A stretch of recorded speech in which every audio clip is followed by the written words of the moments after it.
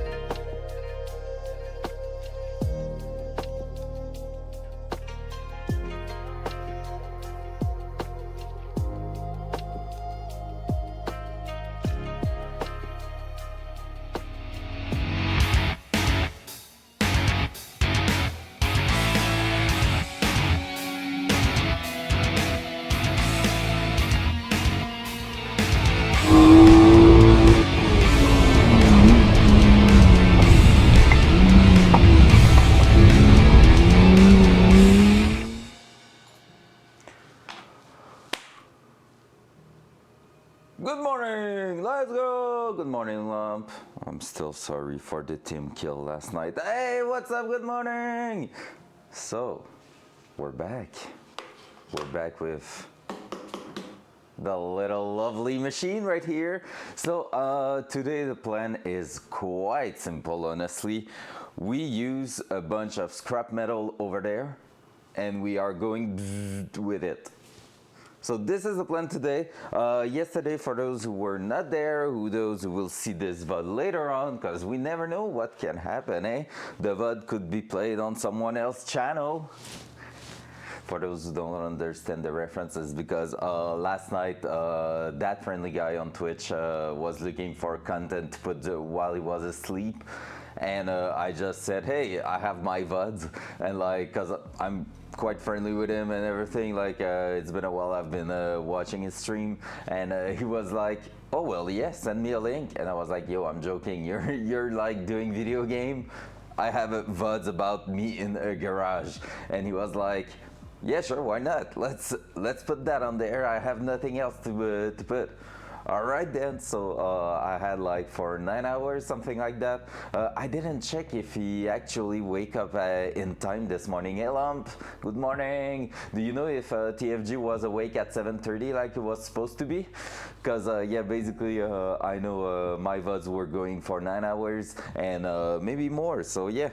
And those who didn't see that, this is what we accomplished yesterday. My first TIG welding pass ever. Let's forget about, I should have done that. So this way we hide the melting split, the spot there, but yeah, there. Hey, yay, nice welds. And this is first try ever for TIG welding. So today, we're gonna try to improve that. I will say the main thing I see here is my pace. My traveling pace is too fast because basically my connecting dots, I will say, like, it looks like, I don't even know how it's scaled. I think the fish scales the effect a weld does. They are really spaced. So brothers, a welder or fabricator, I will love to be a fabricator, honestly. Like building some custom parts, that will be a thing. Like, you know, the golden parts. Well, let's take that big chunky, oh, it's too heavy. I will take that other one. Like those kind of things, I will really love one day to be able to make my own. Like, I had to buy those and they are pricey, but if I was one day able to build my own set of things like that, whoo, that will be like a life goal. How was it? All right, like this. That will be so good. So yeah, so basically what I was saying is like the kind of fish scales, I will say, that the weld pattern is doing. Let me try to focus again. Hey, there you go. So over here, they are really spaced. At the bottom here, though, right before I melted that, it was really not bad. So here it was getting really, really close. We can see there's a bunch of different pattern in there, and which means I had plenty of material going in and at a decent pace. So we're gonna work on that this morning, trying to bring everything to the sweet spot. So first of all, we're going to sharpen the tungsten again. I don't think it needs it, but I know it was Tig yesterday that was saying he prefers to sharpen it more than not enough, just to keep a steady welds out there. And I saw, like, because we melted it, there's a little dot at the end that could make the arc move a little bit funky in there. So yeah, so we're gonna be sharpening that. Then we're gonna clean the top plate here. I have a piece of scrap metal here. I want to try to weld just on top like this, because why not? That's the only reason for that. So I'm gonna be cleaning the surface and we're gonna do a pass on each side of that. So it's gonna be the first vertical one, and we're gonna see how it goes to put a welds into a corner, so I know I can extend my tungsten when it comes to that kind of stuff and everything. But yeah, so we're gonna try that, and once this is done, once we're gonna be done with that, I've prepared, but they are not fully prepared, so we're gonna need some cleanup and stuff. But I had that piece of pipe I showed you yesterday on which I practiced a bit of MIG welding back in the days. We're gonna try to reassemble an exhaust pipe just for fun. So that's gonna be something like this, like that, and we're maybe going to twist it just to change the orientation, see how it fits and everything. So we're just gonna try to go ahead, and we're gonna use the good sides. Like, I'm gonna try to avoid the places where the grinder went bad, like this, because this is going to be hard to weld. So we're just going to work on that too, and after that we will see how it's going. We will criticize those welds, and after that I'm gonna take a look to maybe find something even thinner than this to see how it reacts, because I know the TIG welding can allow you to do some really thin material, but at the same time it's harder to do. So we're gonna see that, and we're gonna try to adjust depending on how it's going. One thing I forgot is to put some air in the compressor, so we're gonna have to do with what is left there, but I don't think sharpening the tungsten should require much effort this morning. So let's do it.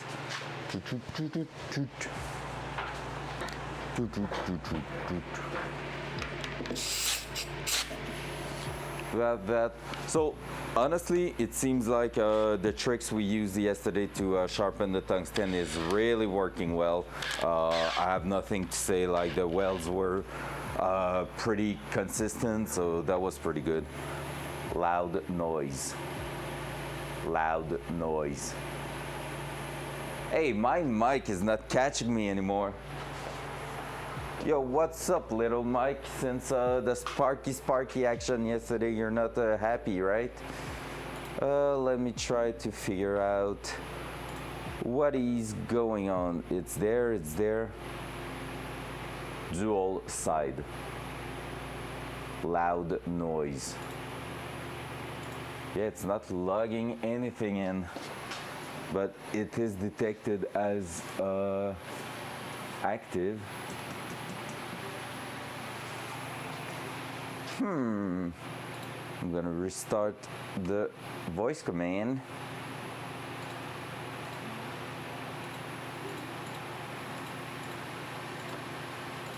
Also, I added for the VIP the command to basically be able to tone down the volume and turn back up my voice and stuff like that. All right, I'm gonna close that, reopen that. It's not muted in here. Nope.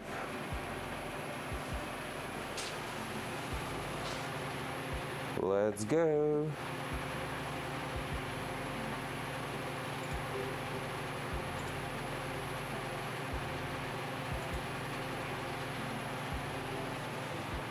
You consider my mic being disconnected now. All right, troubleshooting time.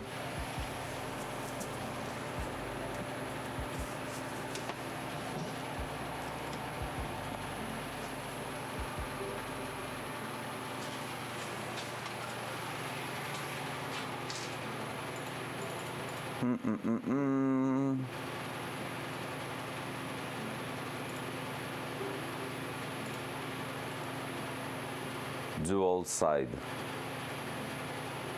That's not working. Dual side. Dual side. Nope. Let's start it again. I feel like the mic didn't like when everything was going up and down yesterday when we were welding. At the end it was good, so it was not happening anymore. So that's pretty good. But we're gonna have to take a look at this. Yeah, the microphone is there. dual side. Hey! Front cam. Let's go! Easy. Easy fix. Easy fix. So I'm gonna leave that there. Loud noise.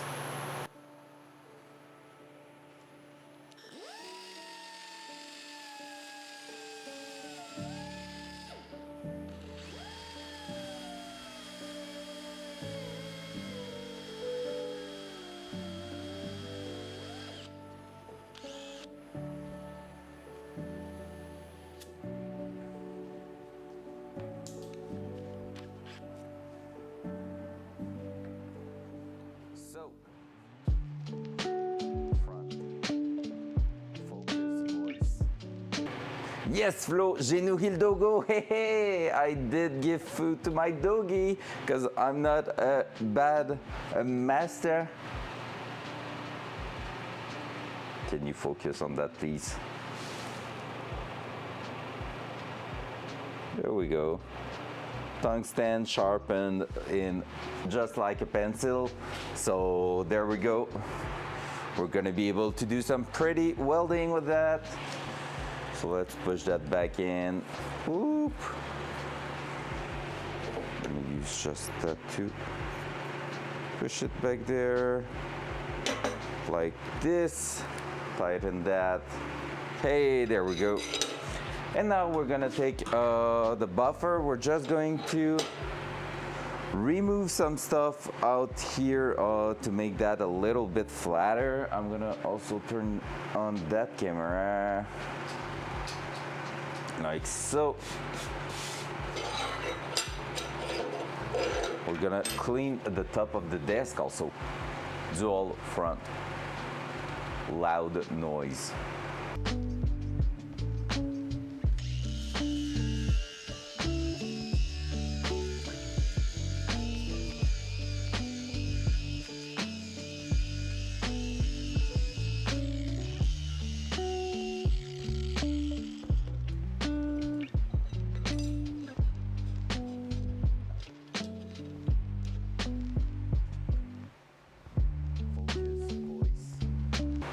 All right, so basically now what we're gonna do is tack again that metal piece right on top here.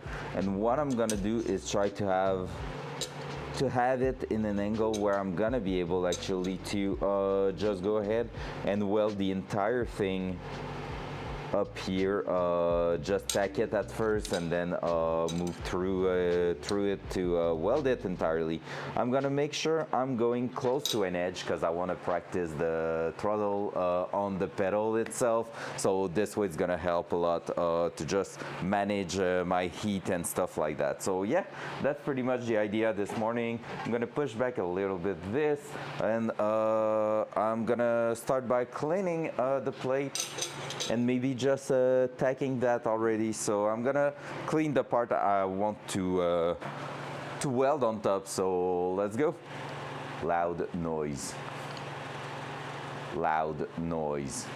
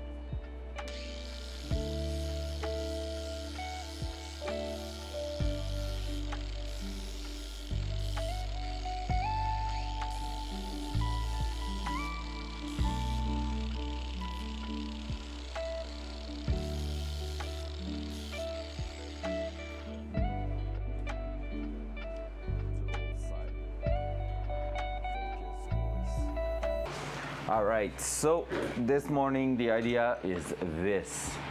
So this seems stupid because basically it's useless, but my idea right here is really to just try to weld that in place. I'm gonna make sure I'm having like at the end here plenty of space, but here I'm gonna get close in between the welds like during a pass and at the end there. So you want to see it a bit better. So this way, yep, this is the idea there. So we're gonna tack that to the workbench first, and after that we're gonna be moving on and trying to weld that little plate there. So let's go. I'm gonna tack weld it on the corner here probably, and on this side there maybe. Oh, actually, I'm gonna use the first tack weld we did yesterday. So let's do this. Oh, I need to disconnect the heater. It's gonna be so cold in here on, before the end of the stream. Holy crap.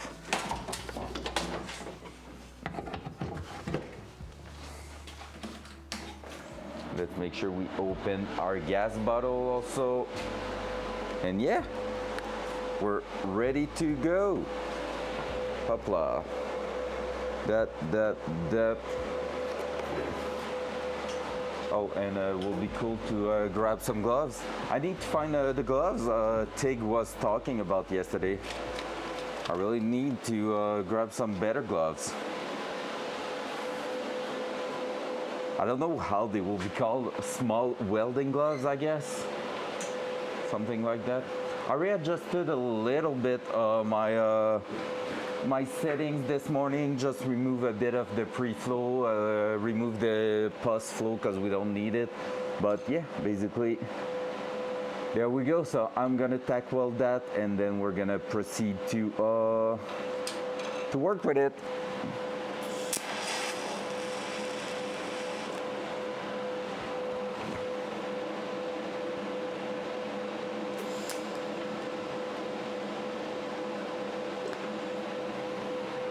There we go. This is tack welded. That one did something funky. I think the line was not full of gas, so it, oh, you see, it didn't even stick to.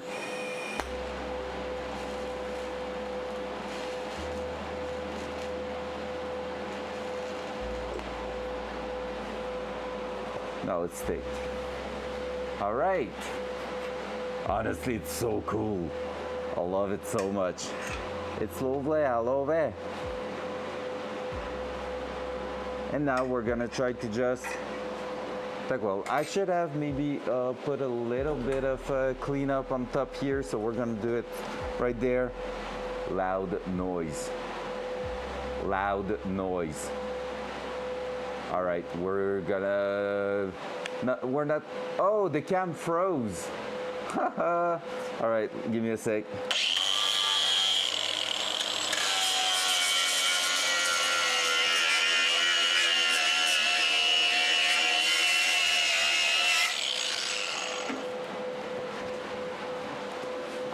So it seems like it's still not that happy.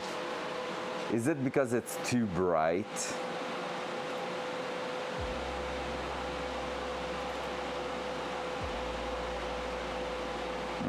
We're gonna go there. Easy. Smooth like butter.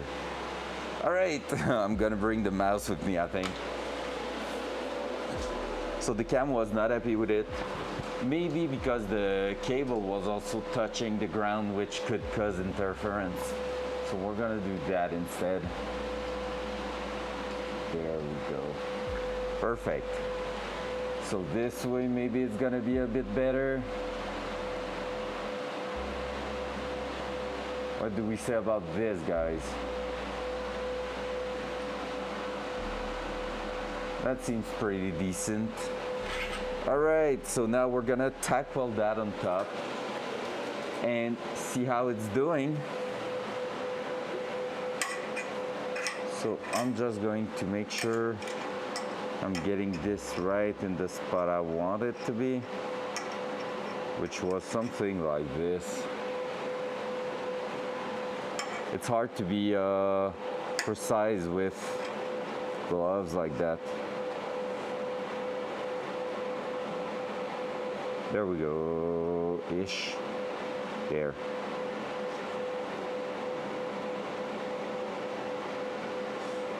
I'm sliding right now. Right there.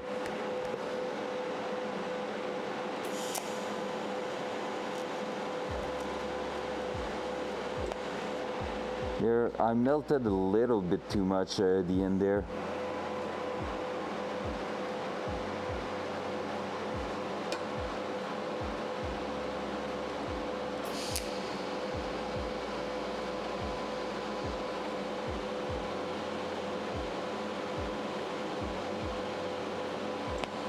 Nope, I was not able to.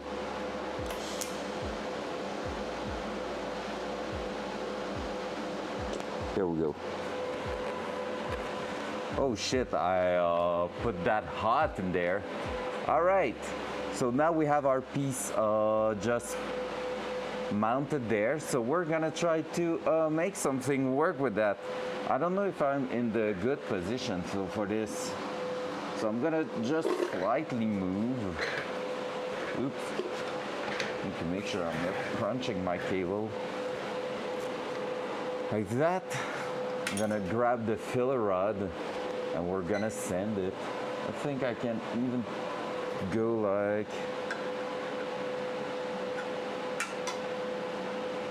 I love when they are doing like that and being like, oh yeah, that's easy.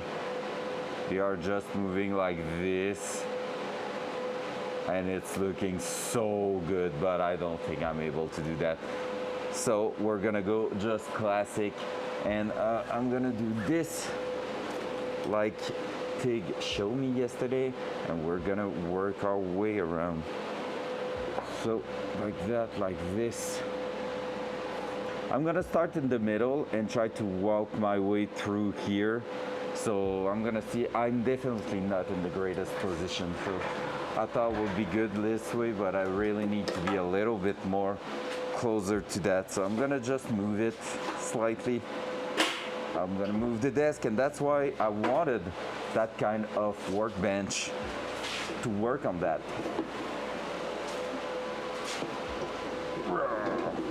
Like this, like so. There we go.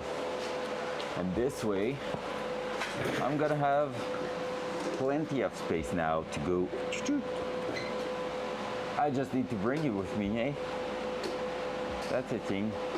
And yeah, I think it's when my ground is too close to my camera cable that it goes shit, so we're gonna see that. So you won't be able to see exactly where I'm welding, so I'm gonna show you right after, because am I able to? Front cam. Front cam. And I think it's already shut down. That's the best I'm gonna be able to do for now. So I'm gonna be anyway welding on the other side, but that's gonna be a better angle. All right, boys and girls. Let's do this.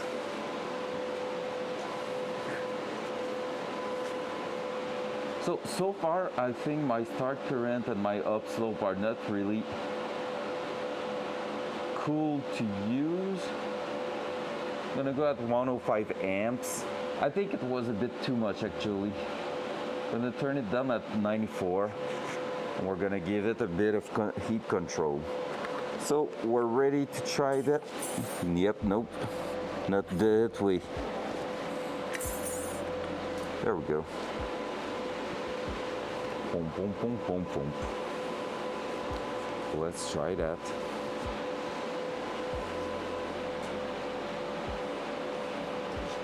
So I'm gonna go this way, and I'm just doing shit right now. That way, that way, that way, like that, like that. All right, let's try to move slowly now. Cool, I think that's gonna be good. So I'm gonna start about in the middle, and I'm gonna try to walk my way through the end there. There we go.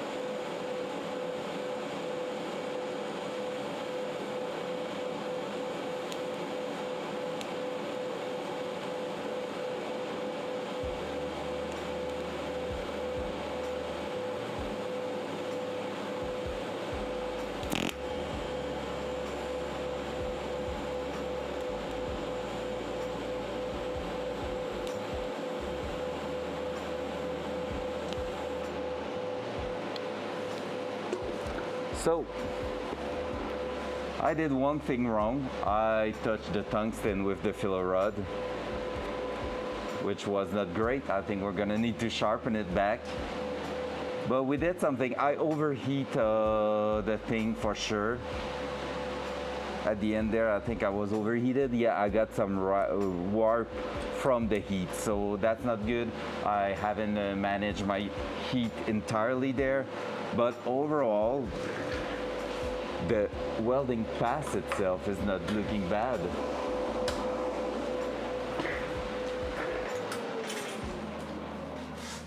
And the camera did survive, almost. Wait, cable stuck.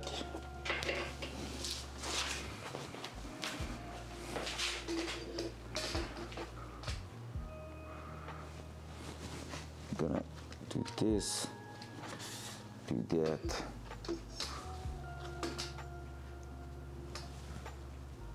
Hey, that's not bad. So like I said, I overheat the thing a little bit. You can see at the end how the pointy part of it on the left side went up the desk when it was pretty much seated flat. So that here, I think I should have tack welded in many places to avoid that, just to help keep the heat in one place.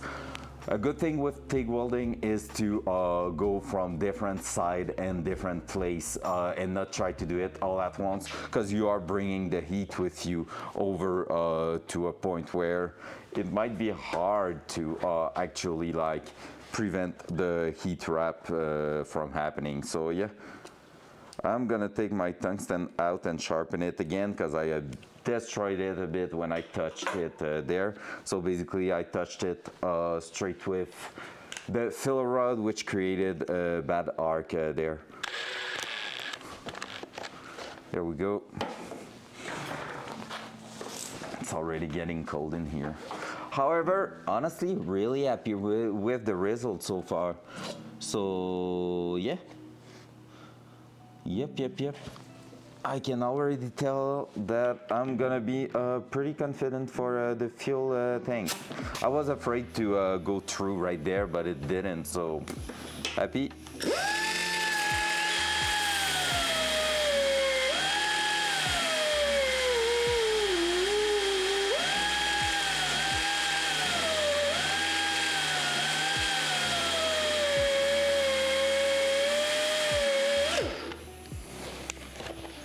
Smooth like butter.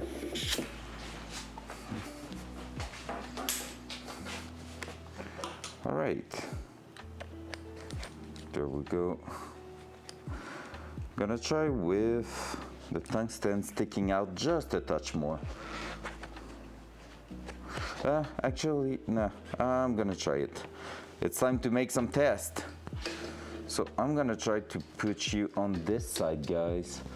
And then I'm gonna try again to weld, but from the other side. So from what I've seen also so far, when you are TIG welding, you want to basically move from an end and push the weld, so this way you're able to pretty much just go ahead. I was trying to push the disc, but I won't be able to. But yeah, basically, I'm just going to send you there for now. Sorry, trying to find a good camera angle. There you go. So basically what you want is that, and you want to always push, so you can always take a bit of material in that with the filler rod. Honestly, I thought I would be using way more, but a puddle could work its way quite well through that. Yeah, at the end here I was having too much heat. I can see the weld went through it a little bit too much. So I'm gonna have maybe to turn down the welding setting a little bit, so that in the first place I'm gonna be close to that here. And I might have to like stay in there a little bit more to bring heat and make the material like really penetrate it. But however, it's gonna help me in the end, because here I had to release the pedal quite a lot. So let's try that. I'm gonna put you on the side again. Oops. Gonna turn on the welding machine noise. And here we go.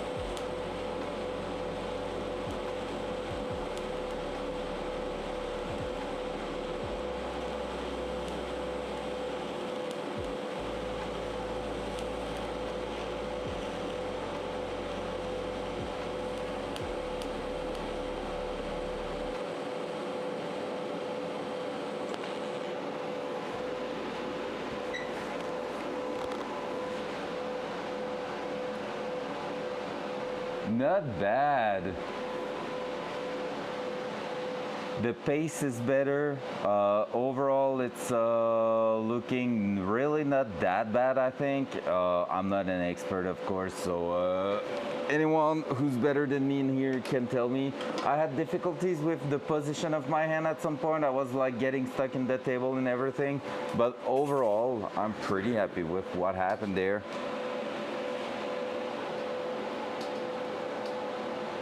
I was also able to manage a bit more my heat here. I did melt the side, but I was able to keep a bit of a shape there, so I still need to work that out. So the edges are a bit hard to manage. Let me turn up that a little bit. So yeah, I think the pulse flow was actually a bit useful yesterday. So I'm gonna add a little bit more, like so. And yeah, but honestly, really happy with how it looks here. Really, really happy. Time for a picture.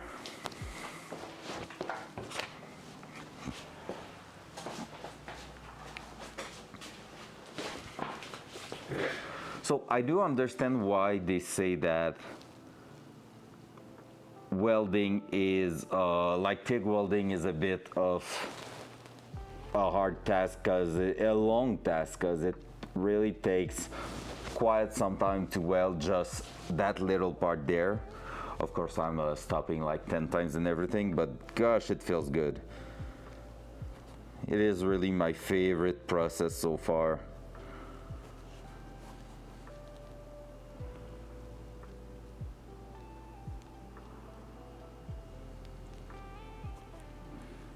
All right.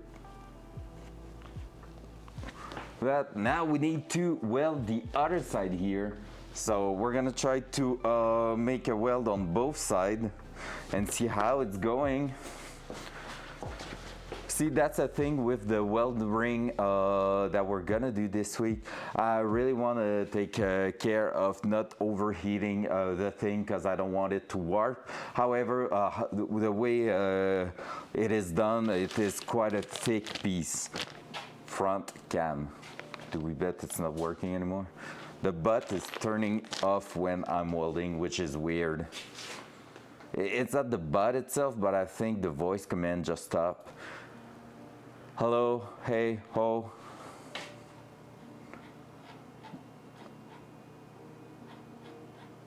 He said a bunch of stuff, and now he's not logging anything anymore.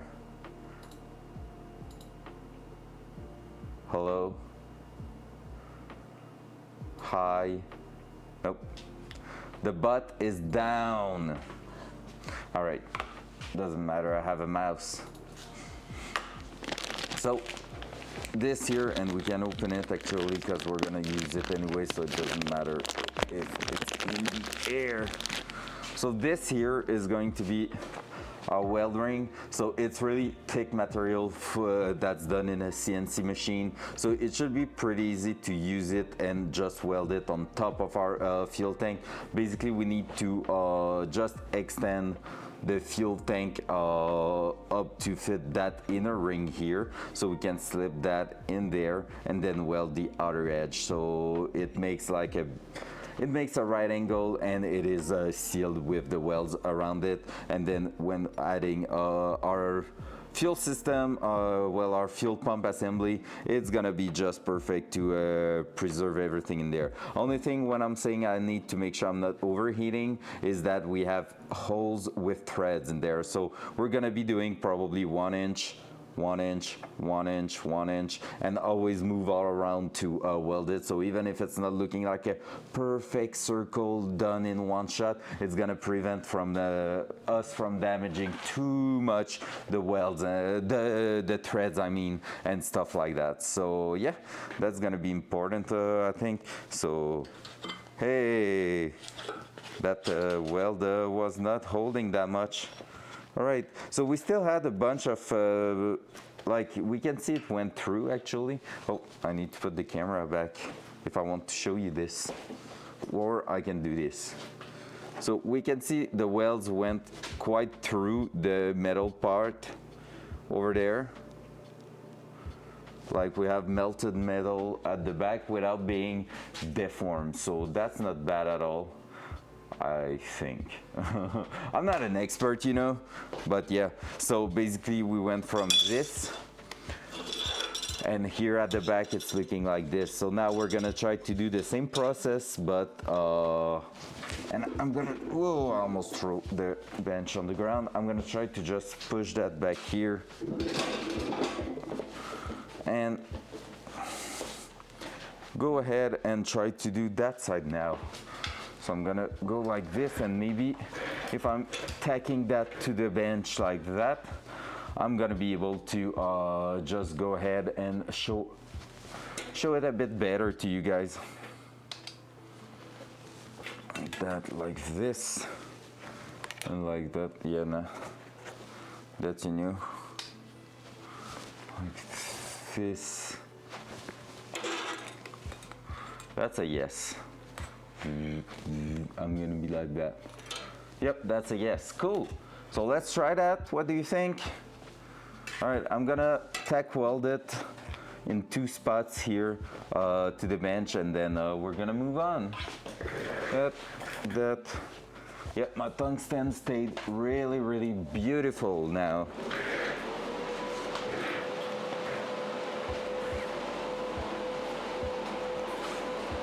There. So let's just tack weld it first.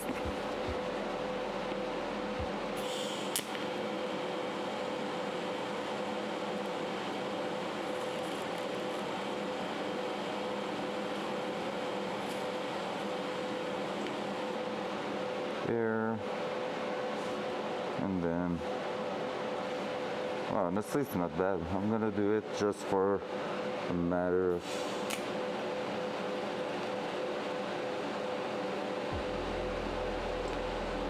there. There we go. Cool. Let's try that. So I'm gonna turn down, like I said, a little bit the current, not by that much. 87 amp sounds like a good thing. And then we're gonna go, and I'm gonna start again from the middle and do it in 2 passes. Just going to try to figure out a good way to walk my way through there.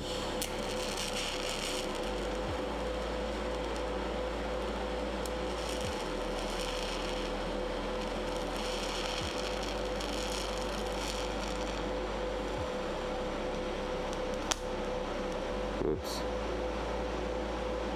I just melted a little bit my tungsten because I touched it. See, now I have a bit of difficulties to weld because I demolished my tungsten there. So mistakes were made.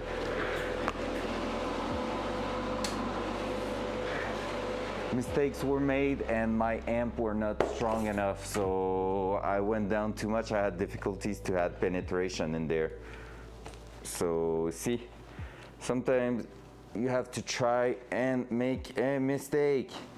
So let's just do that. I'm gonna take my tungsten, resharpen it again, because we're doing stupid things. But stupid, I mean, part of the game.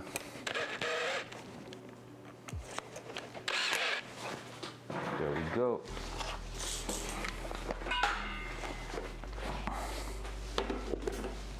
Let's put that away for 2 seconds.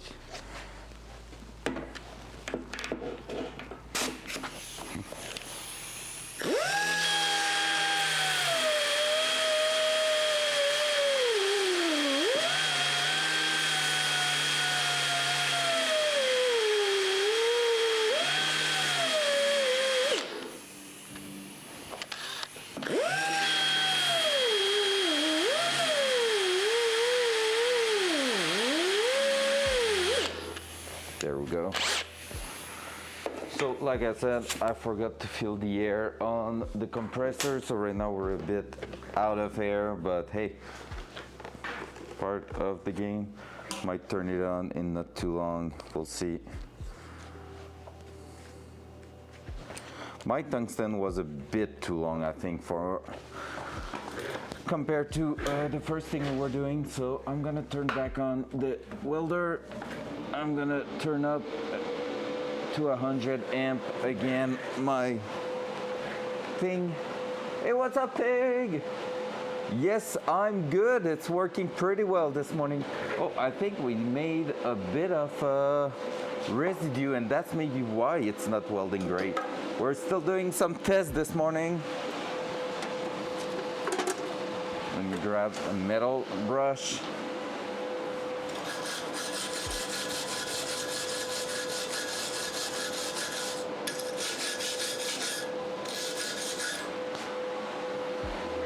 How are you? I hope you're doing great too, man.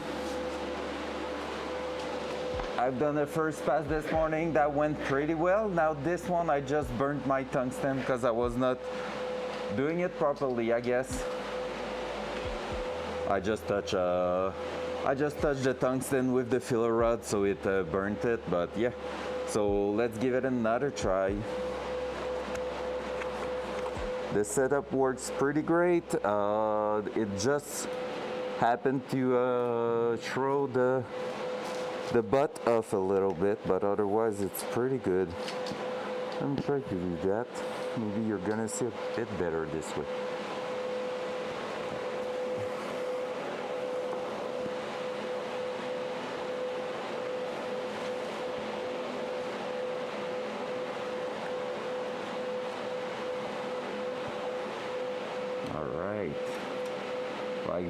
Like that, yep, you're gonna be able to see.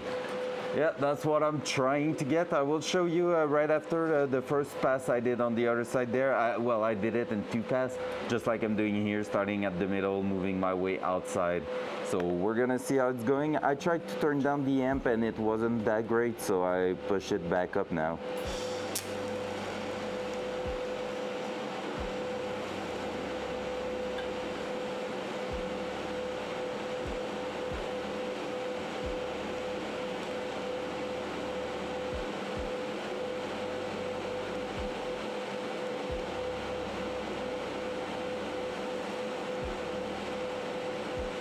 The cable.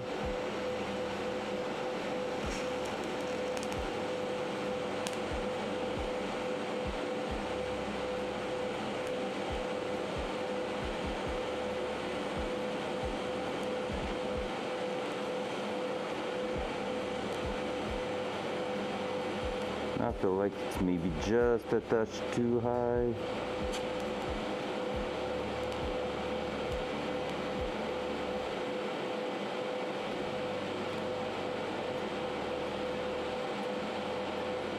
Not too bad. Just going to release the pedal a little bit because I think I'm putting a lot of heat right now. Or maybe too far.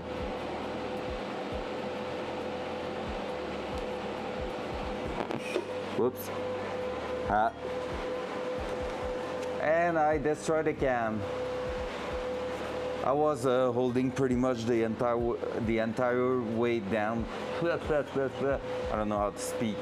All right, let me fix the cam. I just did a dragon breath because I forgot to release the pedal before removing the torch bolt. Let's fix that, doing this, doing that. Hey yo, would you imagine I just burned the lens of the cam, which could be a thing.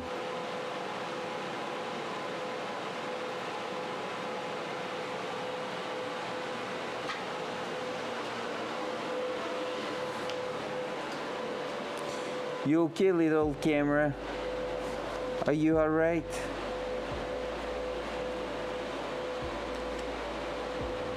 I trust you. You were the chosen one. Oh no. I mean, it's not good for a cam to see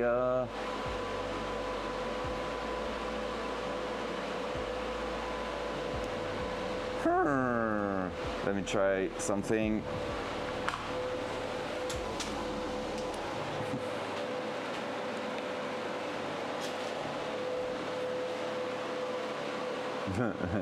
That's why I was not taking the... Oh!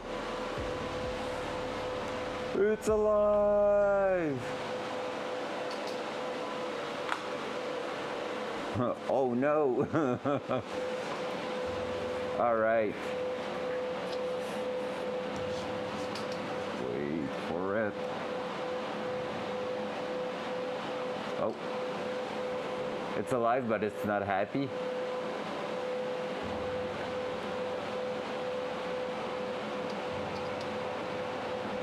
There we go. So it's not great, it's not bad. I had better result on the other side, and at the end there I was bringing way too much heat. I think I was traveling a bit too much high, like up and down, and I have a hole in there, which is not good, but that's where it was sucking at first. So yeah, because if you want to see the first pass we did, and I will try not to break the cam while doing so. Oh.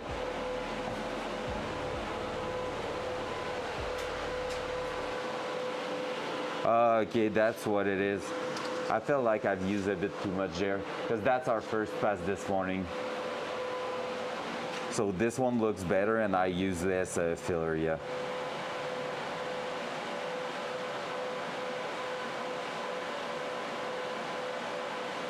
When you dab the rod in back off and spread out the material. Okay, yeah, so that's what I did a bit better on this side. Cool.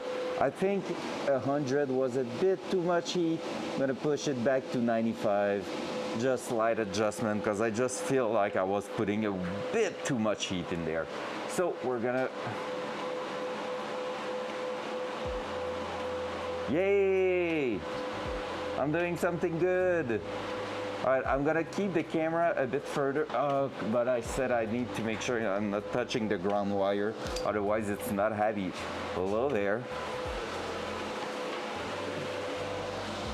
So for now, you're gonna stay away from the welding process a little bit more, because I wanna make sure I'm not destroying the cam.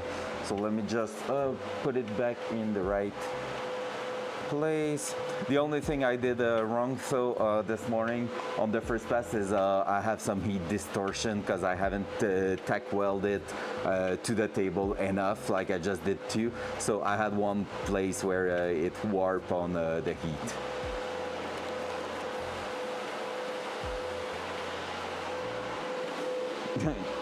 Yeah, I mean, I don't mind buying a $40 camera once or twice during the year if it's for showing good image of what I'm doing.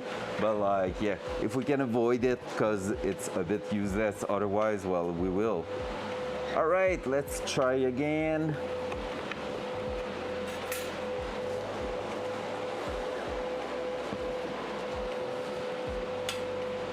So less filler material. I'm gonna start at the other end there.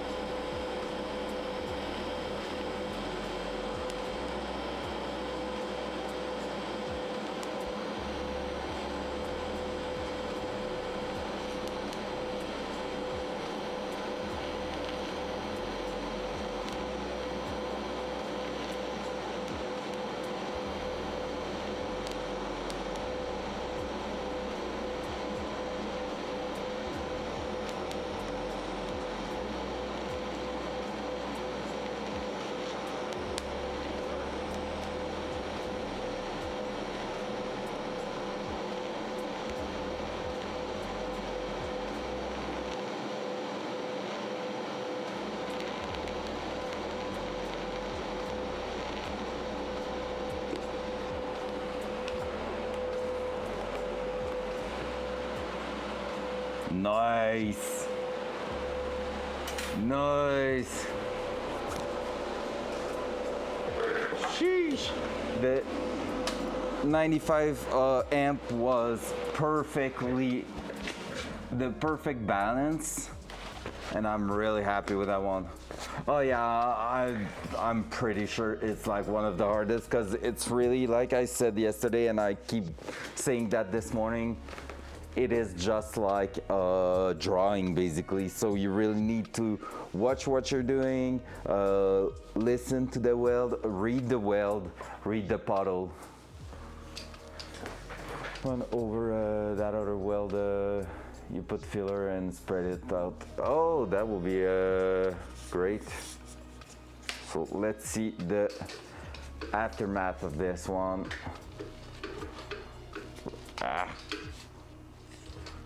There you go.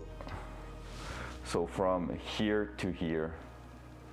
So the upper part, let me just bring you over here.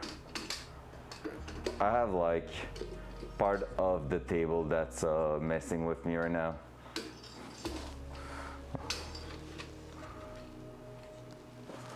All right, that's it. So I have to hold that there. There you go. So from here to here, this is what we just did. It's getting somewhere. The pace is better. It's more even, I will say. I think I'm a bit too fast maybe again, but I'm pretty much I'm way more consistent than the first one. Yeah, it's too hot, hey? That's what I thought, because I did penetrate, and like, now I'm not flush, I'm digging into that. That's because of the plate. What do you mean by that?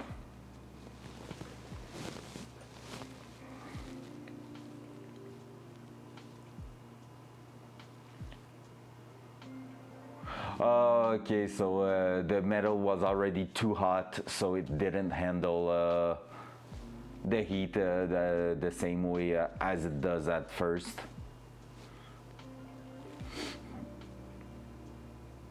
I'm really impressed on how clean, like no splatter, and like just it really feel like you just brushed it, and it's crazy.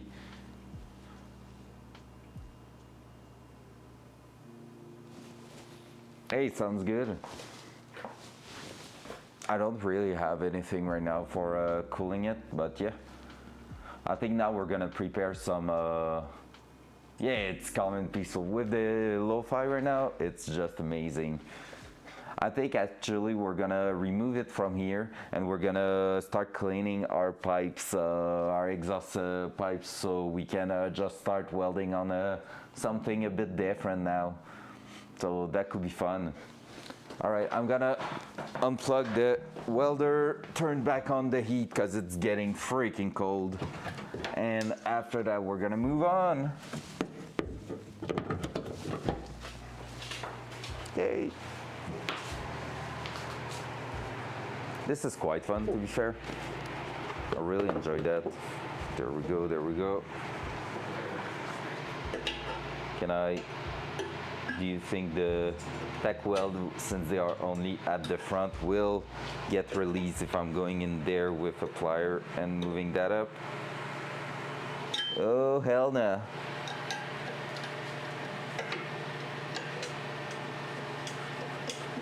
Ugh, they were pretty well done.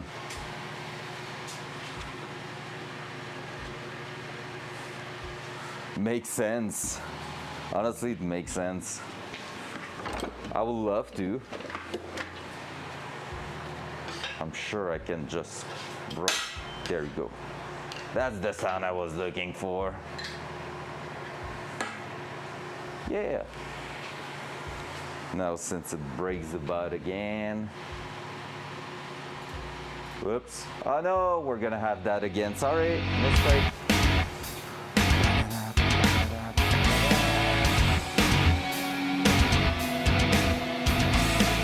I cannot skip it.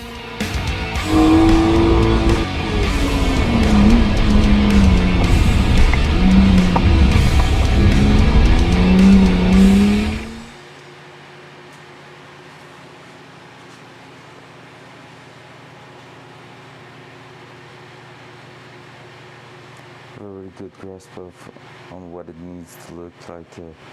You will be fine. Thank you.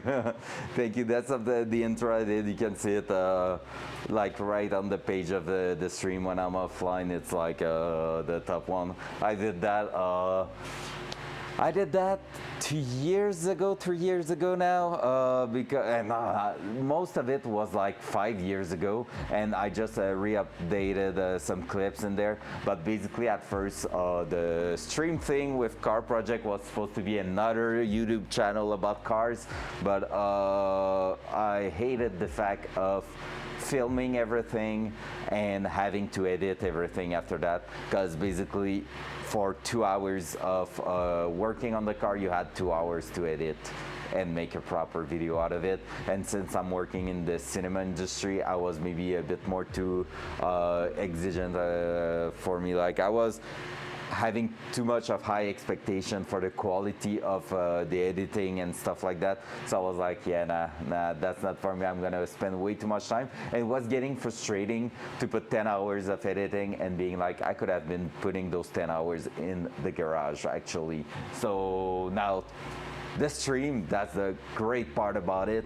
You are here working on the car live, and that's really, really fun because every hour of content is an hour that you work on the car, and the only time you lose is chatting with people. But at the same time, this is what makes it great. It's just like if I had a bunch of friends in here and we were chatting, having a beer and stuff like that, except it's with people on the internet, like some people I never saw before, and we're just enjoying that. Like you take, Bye. So basically, like, we chat for the first time yesterday. Guess what? 2 days in a row you're in here. We are having fun, learning how to TIG weld. You're teaching me. It's cool.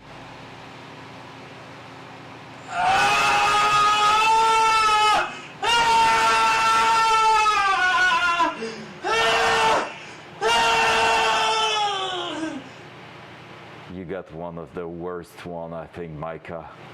What the hell is that?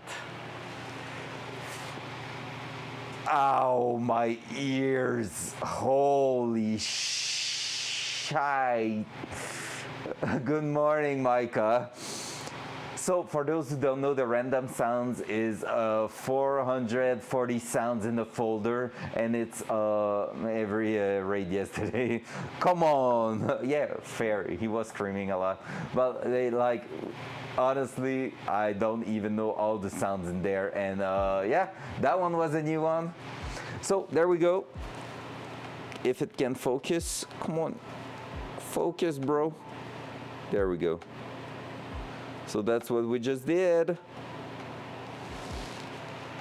And now can I touch it, or is it too hot still? I can touch it on the edge. And that's the other side, the first one we did. There we go. TIG welding, baby. That one dig way less because it was less hot probably already. So there we go. It dig way less in the metal and it looks better. Honestly, that first pass looks better, I think, than the second pass I did. Now let's clean some plate. Hey, Micah, can you make a test for me? Exclamation mark loud and then exclamation mark voice. Give a few seconds in between.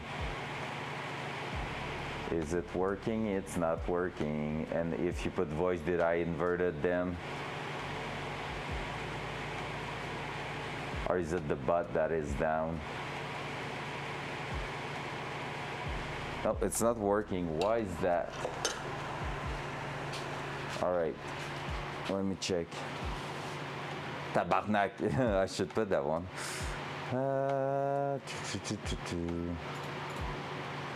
Action cue, action history, loud. It did happen. It's the action, so it's in here.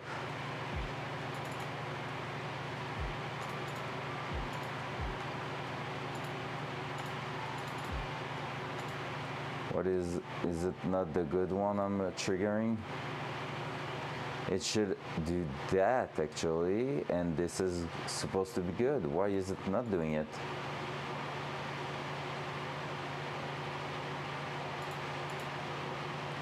Can you try loud again and wait a few seconds? A few seconds. That was awkward.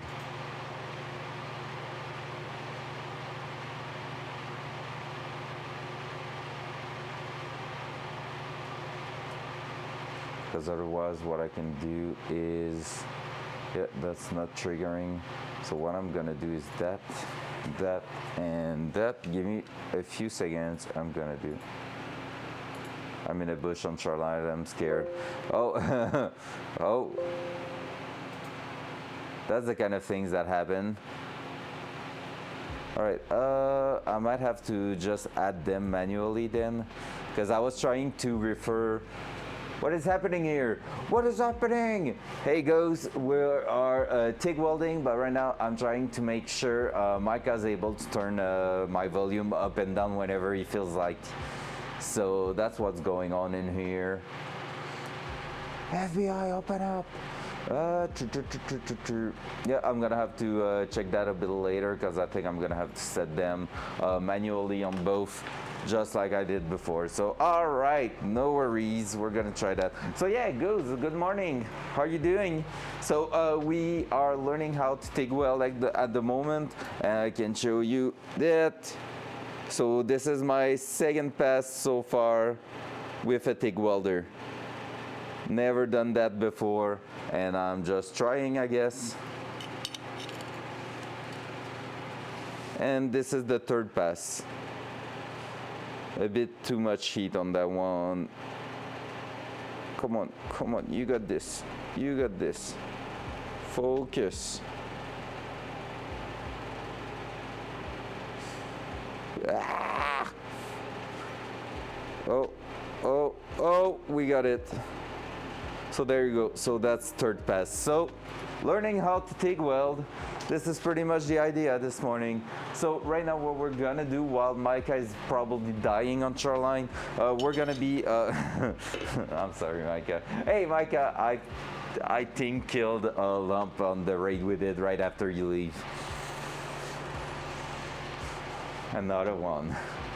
I'm becoming more and more of a murderer on Tarkov.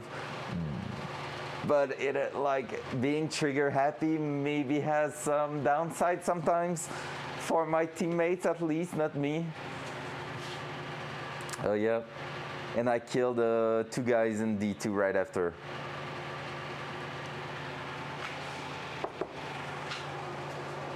So now what we're gonna do is start cleaning the edges of those little pipe here, and the idea is gonna be to just try to mismatch them in any direction, as long as the gap is not too bad. We're gonna try to fit them pretty nicely and TIG weld those just to see how it's going. Last wipe I had like 8 TKs. Okay, good to know for the amps. TIG. You wanna know the funny thing?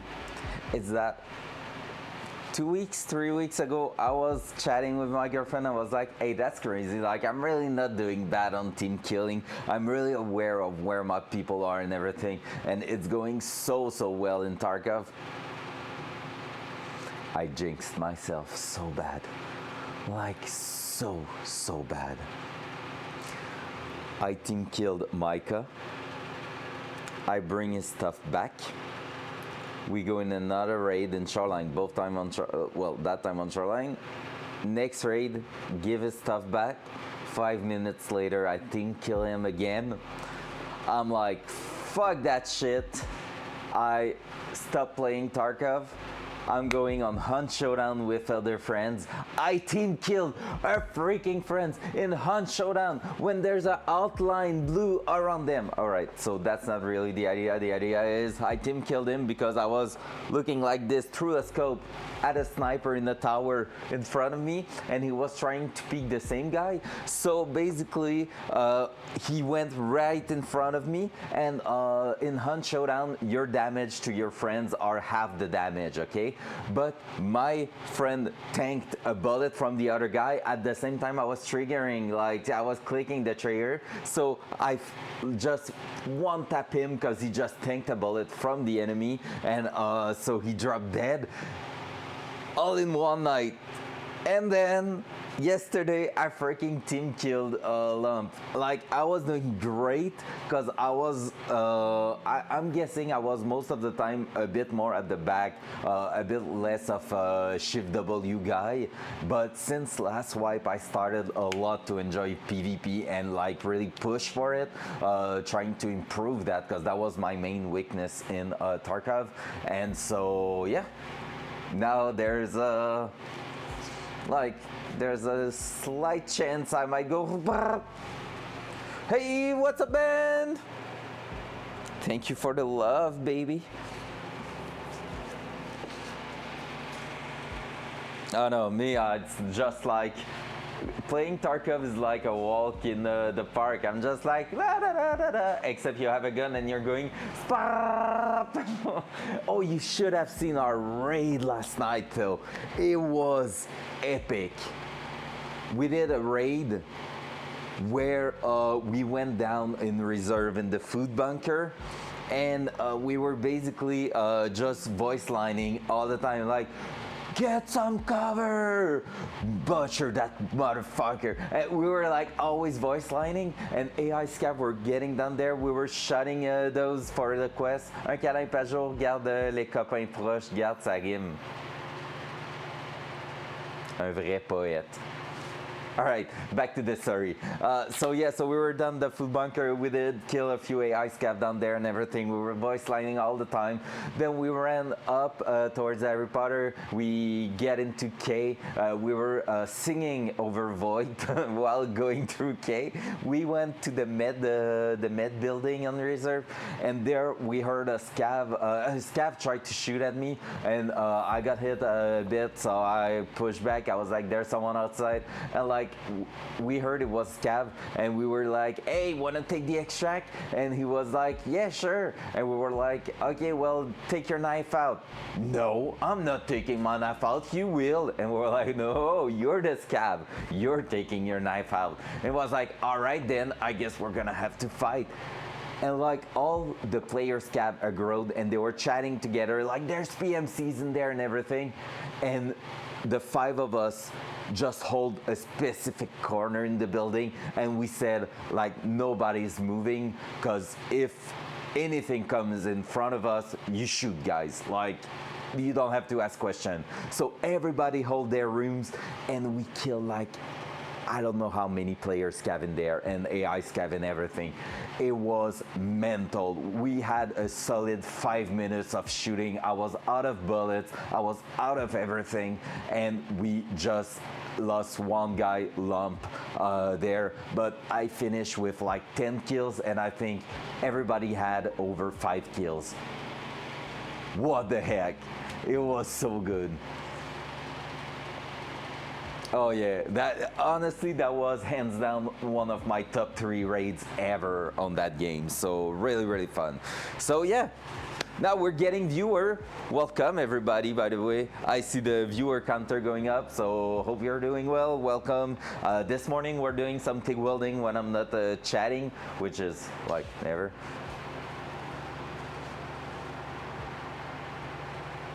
Yep, the Tarkov experience is just like finding something crazy like this once in a while, and after that losing your kids 3 raids in a row. Classic. Caribou, when are you back on Tarkov, by the way? Asking for your brother, for a friend, I mean. All right, so I'm gonna go with that. I'm gonna just start cleaning those exhaust pipe, and we're gonna try to TIG weld them eventually. So yeah. If you want to see Ben look at how not too bad I'm getting. If you were not there before, there you go. That side focused pretty well. So TIG welding, we're getting somewhere. I'm gonna put the noise filter on. Oh wait, because the butt is down.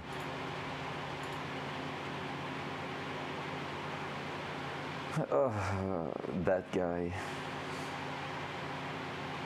All right, let me try to reset the bud again, see if everything's all right. Do you hear me, bud? Oh, you are hearing. Oh, loud noise. Hey, it's working.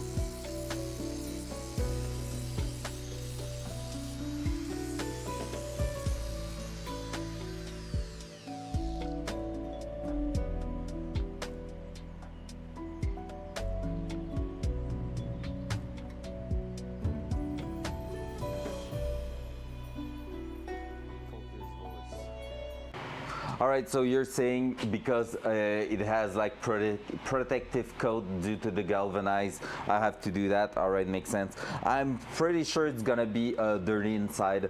Like my welds are going to do the sugary thing in the inside, because first no back purge, and also like I'm not going to clean the inside. It's just for test. But yeah, I'm gonna try to do that on top then. Cool. Also, I'm going to buy, I've looked at it, it's like $200. I'm going to buy those bench belt sander with like a disc also on it, so I can just go, and instead of using that, I can just go on that and like clean the edge, hold and clean the side really well and way faster. So I'm gonna try to do that really soon. I might be, today, maybe tonight. Maybe I will go grab that tonight, because that's gonna be a must. Well, try to get inside a little bit too, because the heat will pull out the trash in the middle. Okay. So I'm gonna start by cleaning those. That one I won't be doing that side. That one I'm gonna be doing both sides. So I'm just going to clean the trash, then like the metal residue on the sides, and then I'm gonna move towards cleaning the galvanized in and out then. So, all right, loud noise.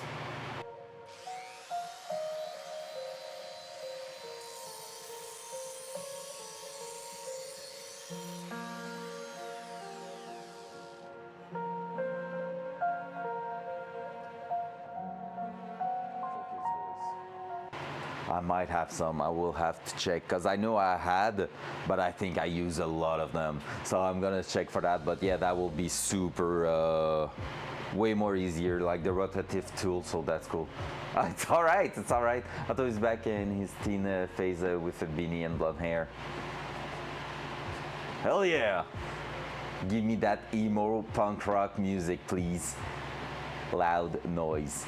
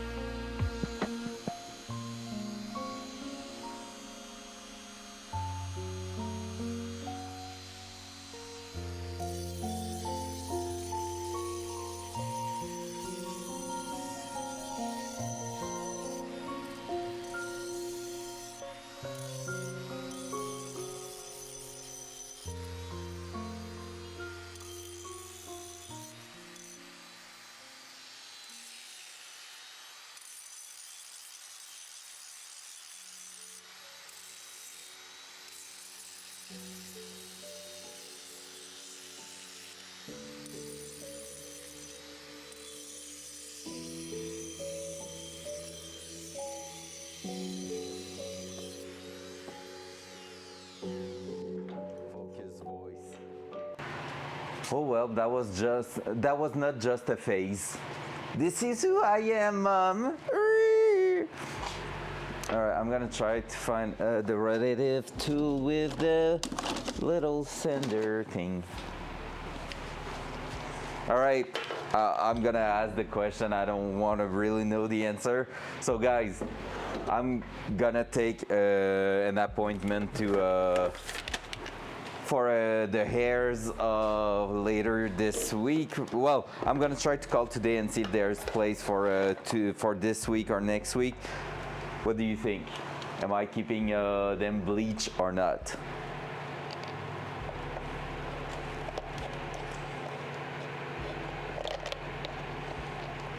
Like I'm gonna,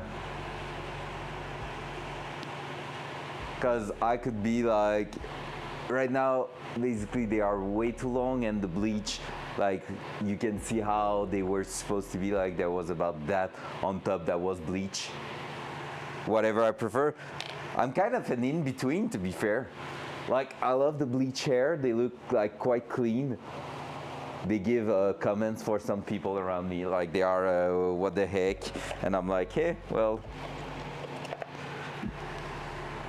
so I think that's funny. But yeah, if you don't, you are confirming that it was a phase and you are now growing up. I have a mullet and beard, so I'm not the one to ask. Fair. I didn't know if you still had the mullet, Micah. That's so funny. And now that you're back on a ranch with that Toyota rig, I'm gonna tell you, you're more and more than a redneck, eh?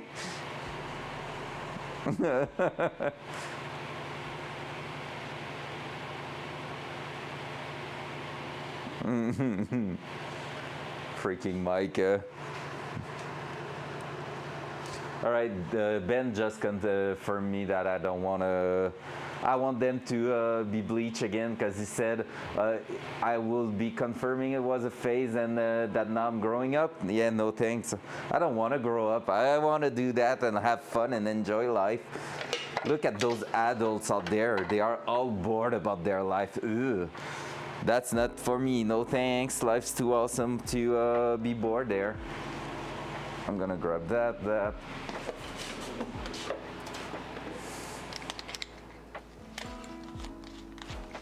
I have one little sanding paper, so we're gonna see if that's doing the trick. Oop. So we might be able to just remove enough dirt on each pipe with that, so we'll see.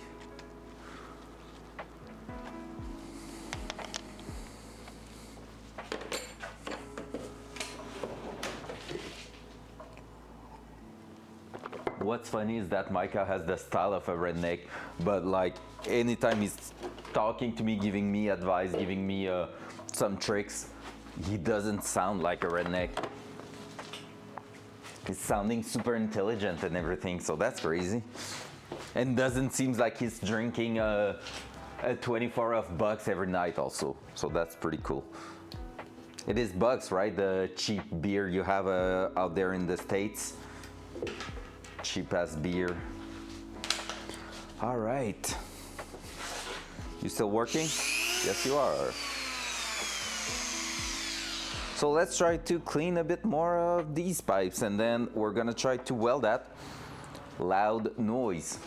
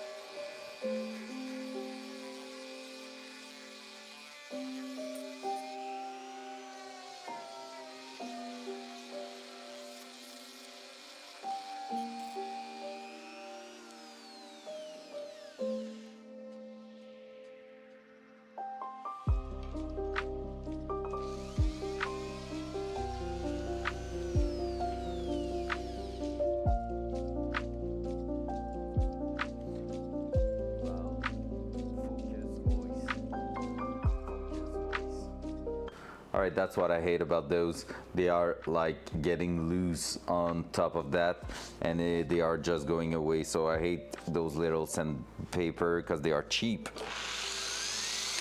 I'm gonna go like super low, slow pace.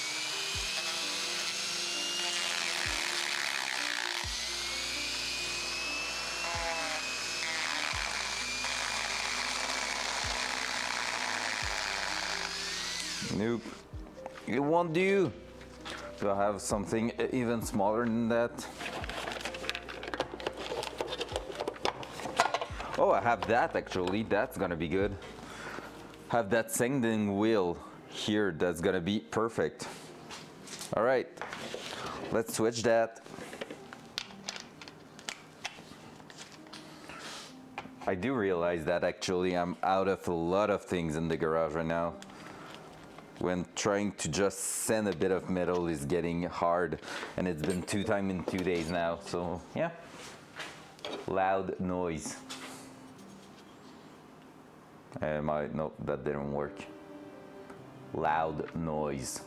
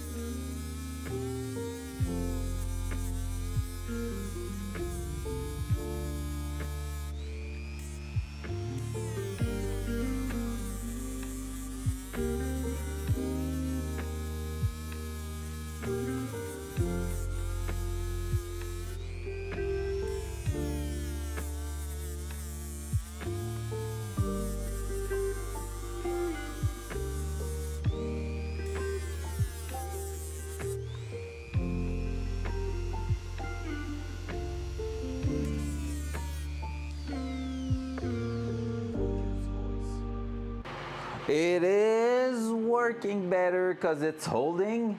Is it really working way better? I wouldn't say so, but it's doing the job. We're gonna get there.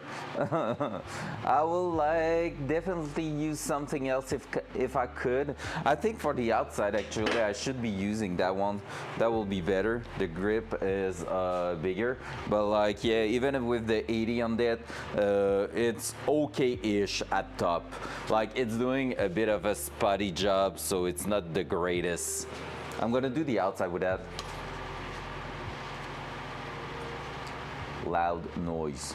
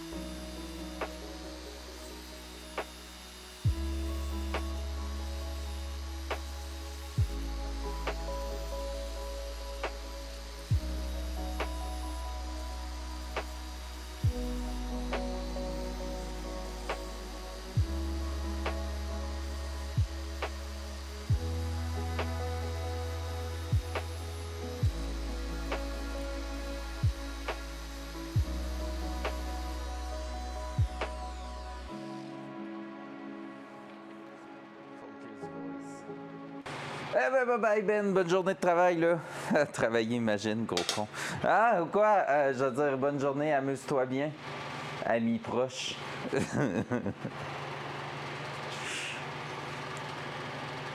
Loud noise. Let's keep going.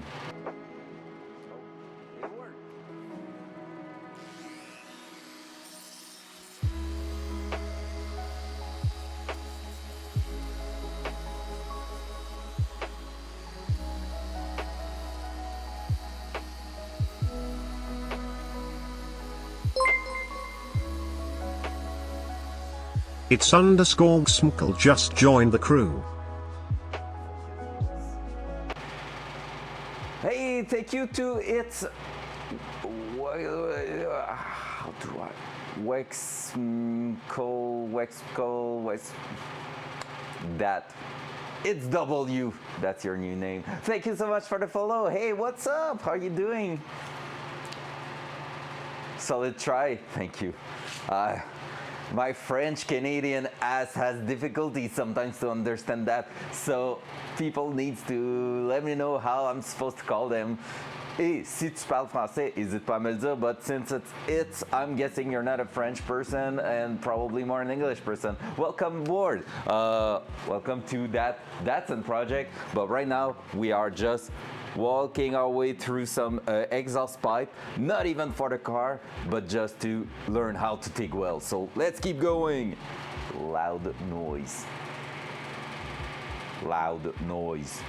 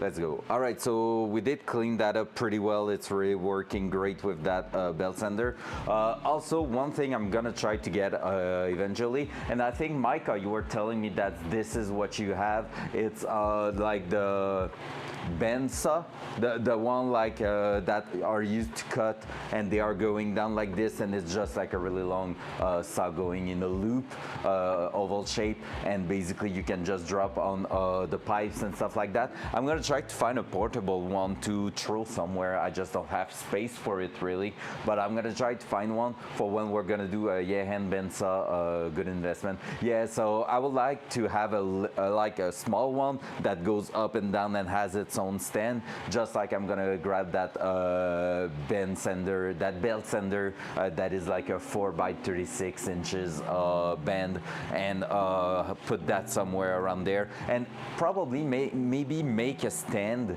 where I can just throw that in there, and when I'm not using them, remove them, like unbolt them, throw that upstairs or in the rack there that's almost not full. So that's a thing I'm gonna invest in, because that's gonna be useful, because right now I'm cutting those pipes with the buffer, and like, you know how it's going, my cuts are not even and stuff like that, and because of that it's really hard to match the different patterns in there, so I'm gonna have gaps in places that's gonna be hard to weld with a TIG welder. So that's a thing I'm gonna invest before doing the exhaust system in there, that's for sure.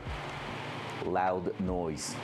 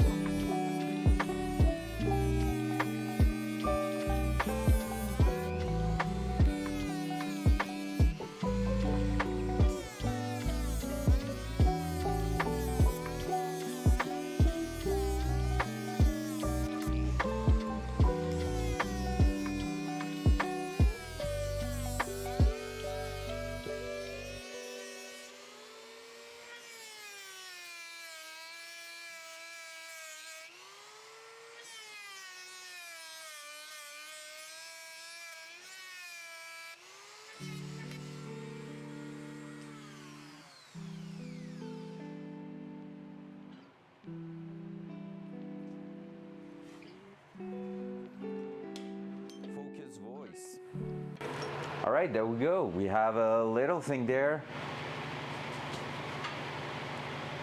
Tig fell to the combat, so he friended himself to give me some good vibe through that. Let's go. All right. Also, oh, you want to know something funny?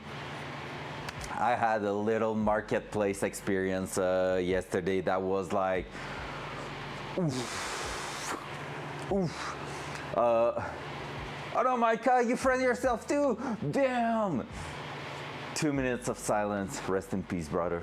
But yeah, so basically, last night I had a marketplace experience where I wrote to a guy about a belt sander he was selling. Just to put you in context, the belt sander is about $250 in store plus tax, and the guy was selling it for $200. So it's a deal because you're saving money, but at the same time it's a used unit, so you're like, is it worth it or not? So I was a bit in the in-between. I wrote to the guy and I was like, hey, for what reason are you selling it? He's like, I'm not using it really. I'm like, okay, fair. Is the price negotiable? Well, he was saying it was lightly used. To what extent can you believe that or not? I don't know, like it's hard to tell. I haven't seen the product yet. I was just writing to him. But and the thing is, he only put picture from the website where they sell those. So he didn't put actual picture of his unit. So I was like, okay, so I wrote to the guy and everything, and I was like, okay, so yeah, sure, you're not using it. How long ago did you buy the thing? Exactly, that's where I'm going to. So he was like, I bought it a year ago and now I'm not really using it anymore. And I was like, okay, cool. Are you negotiable on the price? And he was like, nope.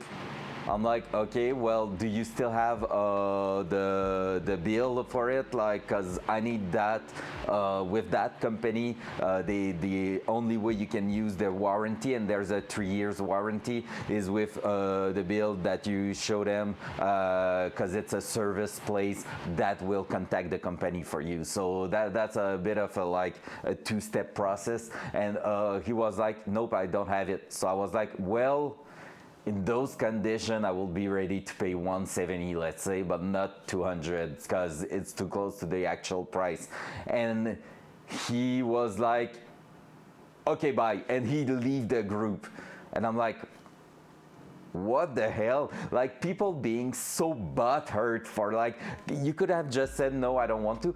So listen to me. I made my research, and basically there's a similar unit with what we call here Canadian Tire, that is basically what is called on the United States a place where you have a bunch of tools, automotive stuff, and even garden and stuff like that. Like just like a hardware store, but like you have a big brand similar to what we have here. And Harbor Freight, yeah, that's it. So basically exactly that. And so the one I was looking was the one from Ryobi. I love the company. It's I love the product. It's like cheap for the quality for home use. So I was like, hey, I want that. But I found the one from Canadian Tire, and it's $180 plus tax. So I'm like, okay, well, I'm gonna go grab that one probably. It's brand new, still have warranty and stuff like that. And even if Mastercraft's not the top there, I mean, it's just a freaking electrical motor with a belt, right? So it's really no big deal. And so I'm gonna grab that one brand new probably, but yeah, and I don't have to deal. But what I did though, I saved the product on Marketplace just so I can look at it, because it already been 5 weeks that he put that up there for sale, and it's written $200 non-negotiable. And I'm like, I'm gonna wait until just to see if it's dropping its price. And I just want to go like, oh, how did the table turn? And even if I bought another one, I just want to wrote to him again. So 170, you were saying no, and then leave. I'm not toxic. I'm just. All right, let's keep going. Loud noise.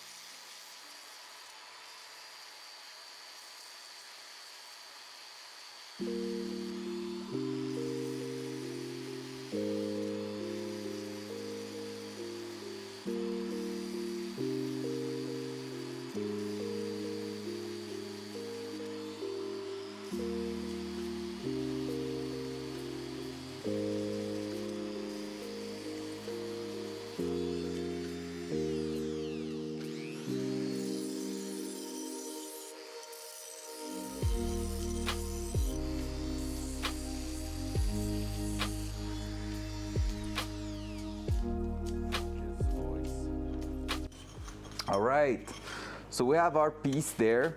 So we're gonna try to find the best matching, the best matching through that.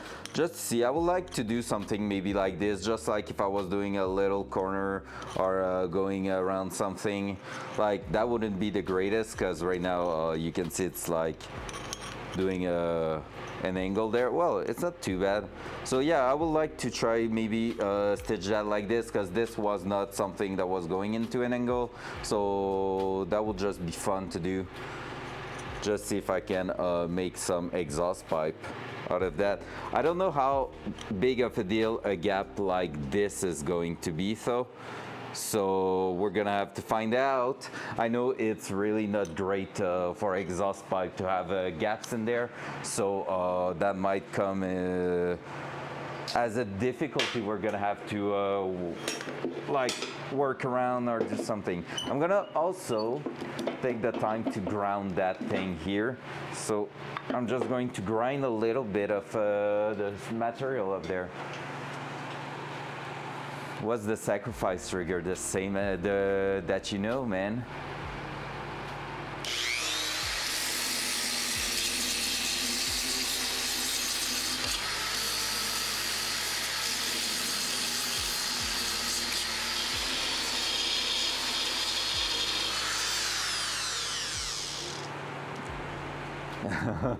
It's the one you know from the other.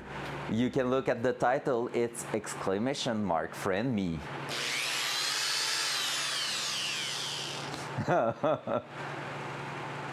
So many sacrifice. We need to bring Bloodstone in here. He's gonna be happy with that loud noise.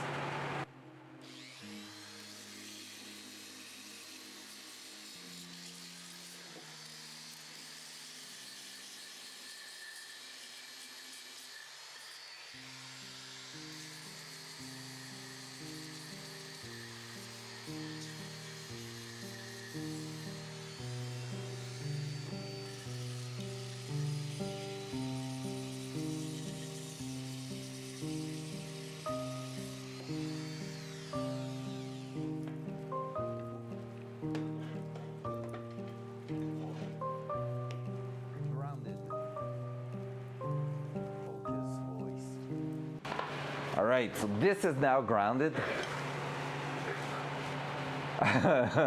Well, you can try it, Flo. Just write exclamation mark friend me.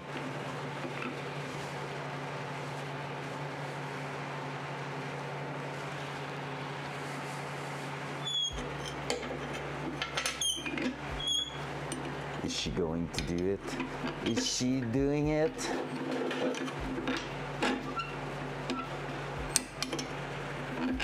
Actually, I'm gonna clamp that one at the bottom.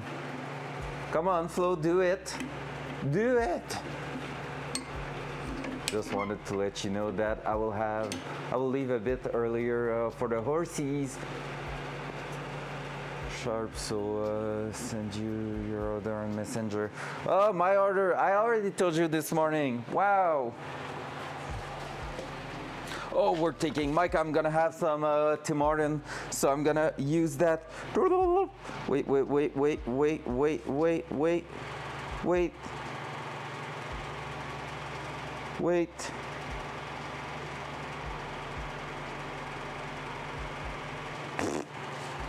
All right. What am I getting there? Okay, no potato nor drink, smartass. Wow. Ah! Yeah, that's my exact reaction when she tells me no potato, because the potato in Tim Hortons are the best. Okay, so now I kind of want a wrap matin du travailleur. But just saucisse.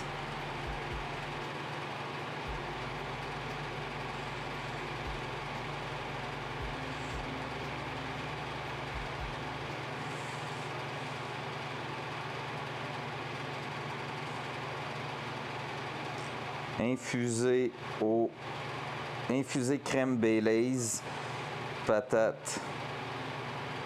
There you go. Oh, a little potato. And again, this morning, I washed it just to have it a second time. Wow. Look at the copine, how rough she is with me, guys. That's why I'm like spending my entire day in the garage doing exhaust stuff and TIG welding and having fun.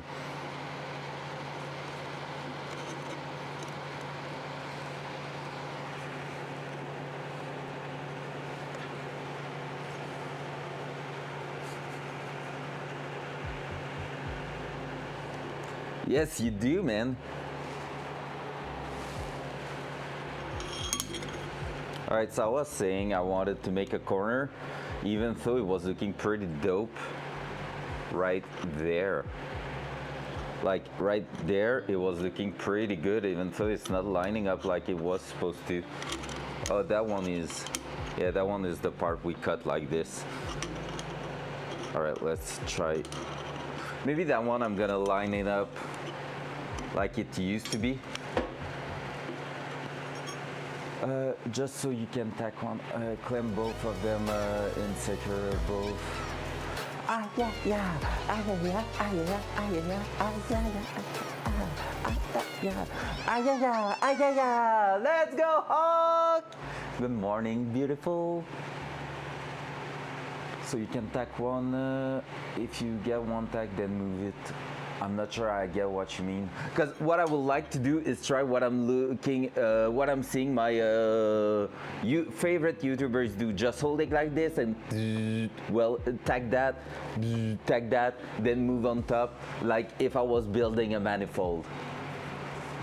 Does it make sense? I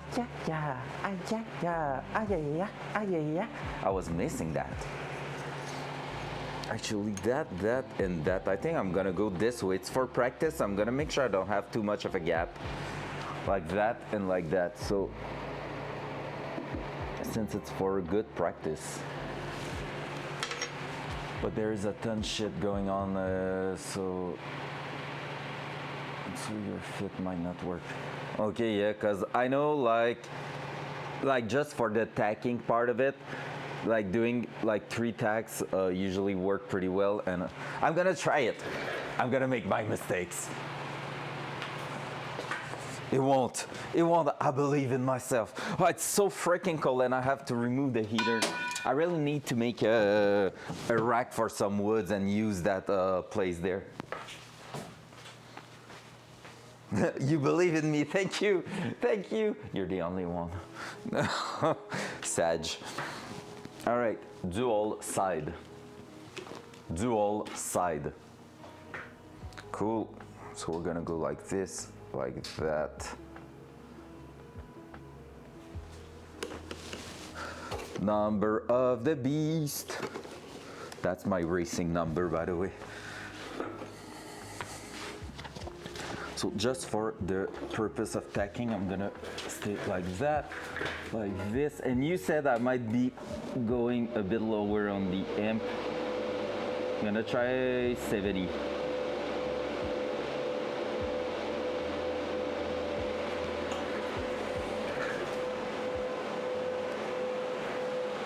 Yeah, no wire. Make sure wrap around, no wire, perfect. I did all that. So I'm gonna go like that, like this.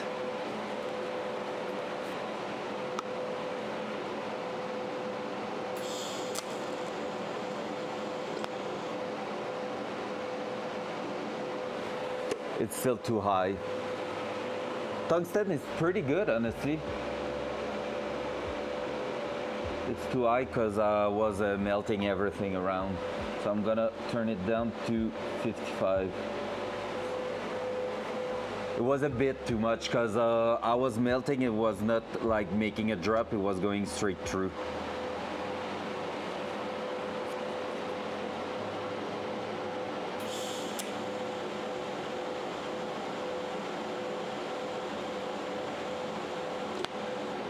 I'm creating a hole. Right, let me try that. There we go. I have it. Yay. Okay, I was creating a gap. Yeah, I was not pushing it to the floor, but I was creating a gap, and the reason for that was because there was a gap, like there was an air gap just like here. So that's where fitment is super, super important, because see, this is what happened, but right next to it where it was sharp and close, it was good. So here I should be able to actually do a proper tack, and then I'm gonna be good to move it.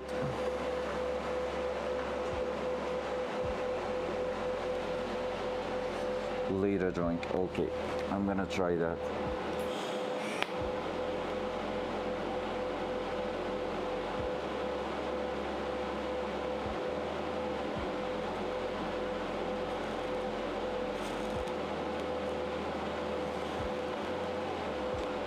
Hey, I got it. It's a subtle but working tack right there.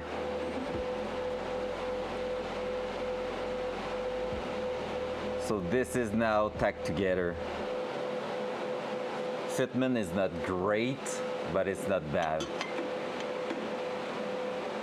Yeah, of course. Of course you want to bring it down, that makes sense. All right, and now I want to line up my mark on there. So I have like some marks here. I'm gonna line them up with that one here. So this way we have a solid match, and that top part should be easier to make it work.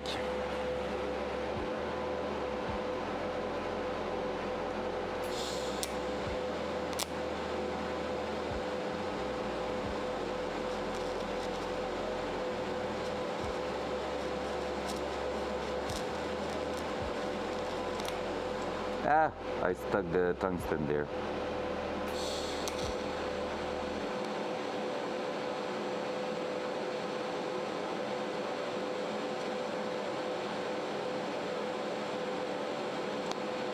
Hey, all right, I was too shy on the pedal at first, but now it did work perfectly. So let's go. Now let's do one at the front here, and we should be doing pretty well. All right, that one I'm gonna be able to push it down just so I can close the gap a little bit.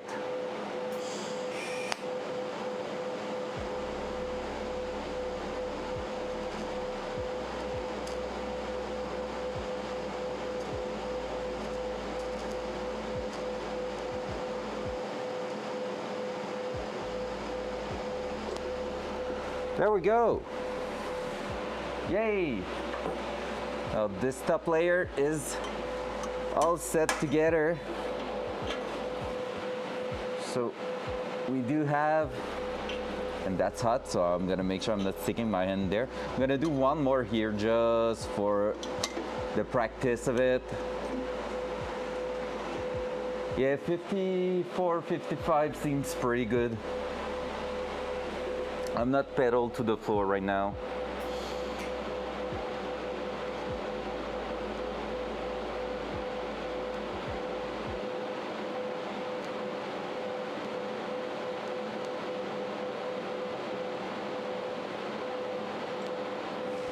There we go. Tungsten is still sharp. This is looking pretty dope. Cool. Let's go, we're getting somewhere. All right, now it's gonna be a matter of starting to work on these. So I'm gonna try to avoid clamping that too hard, just because I don't think I have to, and I'm just going to walk my way through here, because basically I don't think I have to clamp it, because I'm gonna be staying on top of it, and if I'm not sticking my tungsten on it, it shouldn't move, right? And what I will try to do is to do like an inch, move somewhere else, do another inch and stuff like that. So that gap here, I'm pretty sure I'm gonna cry my life. But other than that, we shall see. So I will start where it's really close to each other, just to give me, to give myself a little chance there.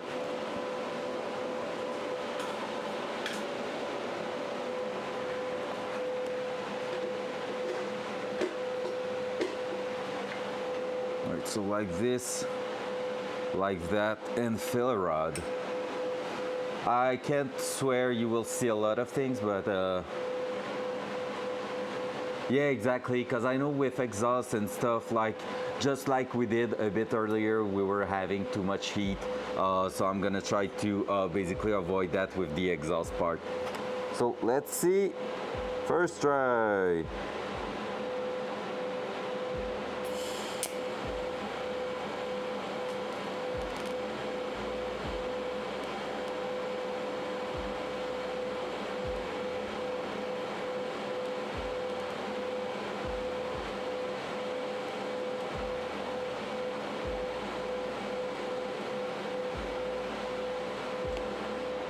Let's see already how it's looking. Seems to be not bad. I'm not 100% on the pedal right now, but first little part there seems not too bad. I'm gonna spin that like this so I'm a bit more comfortable. I might be able to even push a little bit down the current to like 50, because I had not my pedal. Is the head on your torch flexible? I'm asking some torch. Yes, I can. I can. It is.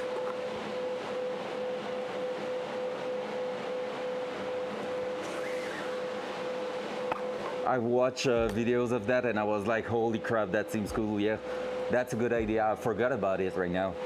Let's go. Let's give it another try.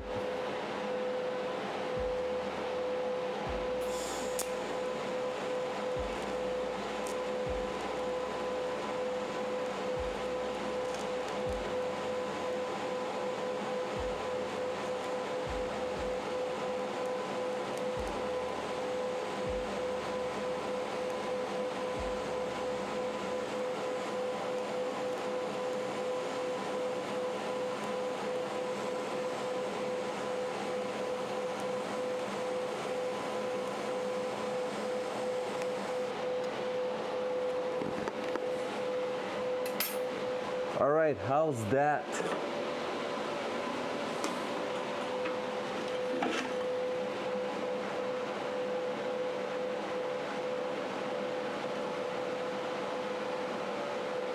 Yay!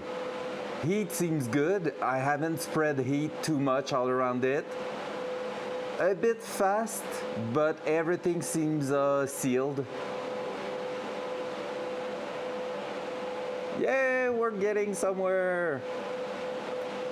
All right, let's try on this side now.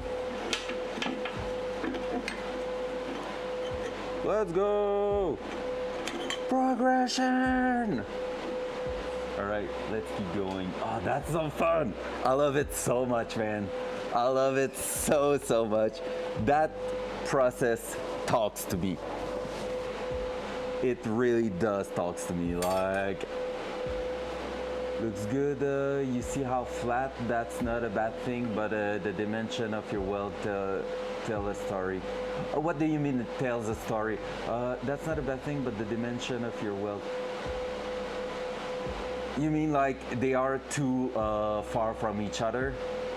Or the fact I'm going a bit large? Oh, okay. Yeah, it's flat, but it's not going deep. It's not going deeper than the original material. Yeah. And that's the main thing I learned with MIG welding was that not enough heat or too much of wire speed, you get a bubble weld. Like I call them bubble welds because they are staying on top like a bubble. And if you're having too much heat, you're going straight through your material or you're digging in it. So you're basically going deeper than the original material, which is not great. So yeah, I'm trying to read. I'm really trying to read what the metal is doing, and right there I had to release at some point a little bit on the pedal, but like not too bad. So I'm not going always 100%, and it's okay because like I'm just trying to follow.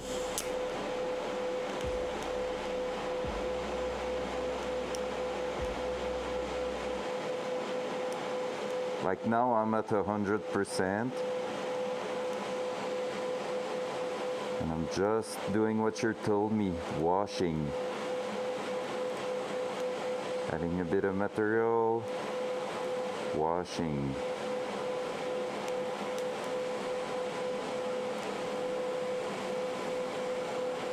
Now my angle is getting a bit weird, so I'm gonna stop there. And I'm gonna spin that.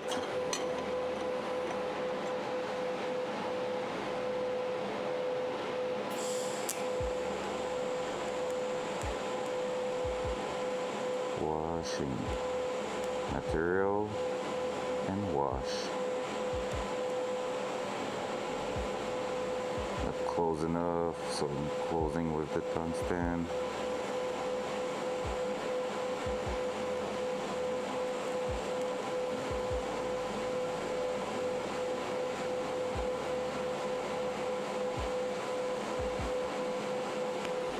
And maybe I went a bit fast there. I felt a bit fast. Oh, not bad. Yeah, like thin metal, you can get it wet and shape the metal with your bottle. Makes sense.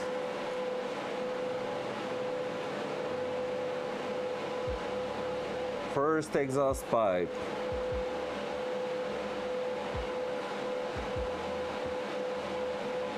Not too bad. I went a bit fast there. I almost split it.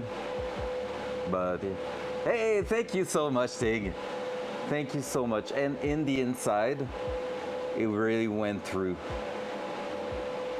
And it's not actually really sugary, like it wouldn't be alimentary stuff quality, of course. But like since it's not stainless, it didn't went sugary. So I have a full penetration and everything. So like if I can lay down a weld like this for the fuel tank, I'm gonna be happy as hell because that looks really fantastic for me. All right, now we're gonna try in the place where I have a bit of a gap. I think the idea here is gonna be to right at the start add a bit of filler like that, so I can have a puddle that's gonna be moving with me the entire way. So I feel like that's the idea, because with a gap I saw when I tried to tack weld that when I tried to do just the tack somewhere where there was a slight gap, if I'm just trying to connect that with no filler at first, it's gonna spread a big hole. So I'm just going to try add a bit of filler and then move. Oh, I think you just wrote something to me.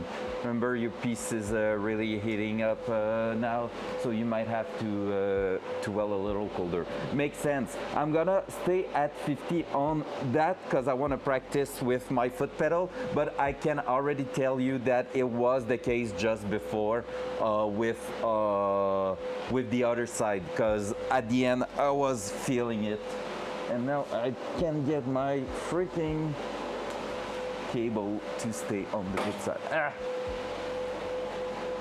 There you go. So yeah, so I was feeling that it was going a bit deeper, so I'm gonna just try to avoid that. All right, let's go.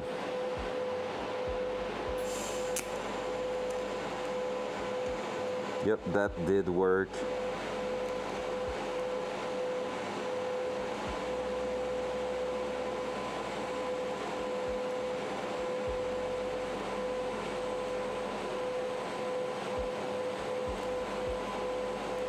I went colder there, but a little too much. I'm not accurate with my pedal.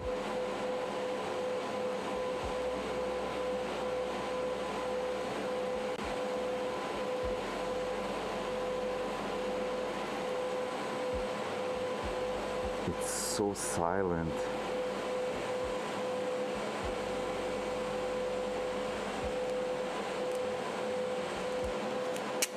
I touched with the tungsten. Yikes. Was trying to move around. All right. See, at the end there, I was getting a bit hot. The tungsten's not broken too. I haven't destroyed it. I just slightly touched.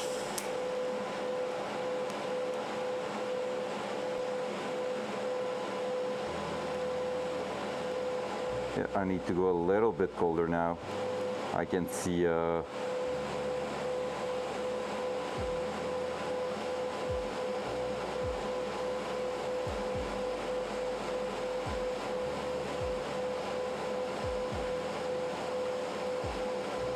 my puddle is trying to boil a little bit. There we go.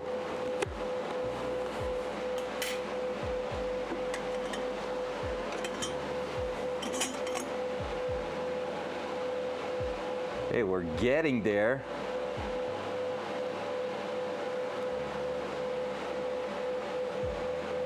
All right, let's just complete that weld. Now we're gonna move after that to the big challenge, which is at the bottom there where there's a big gap.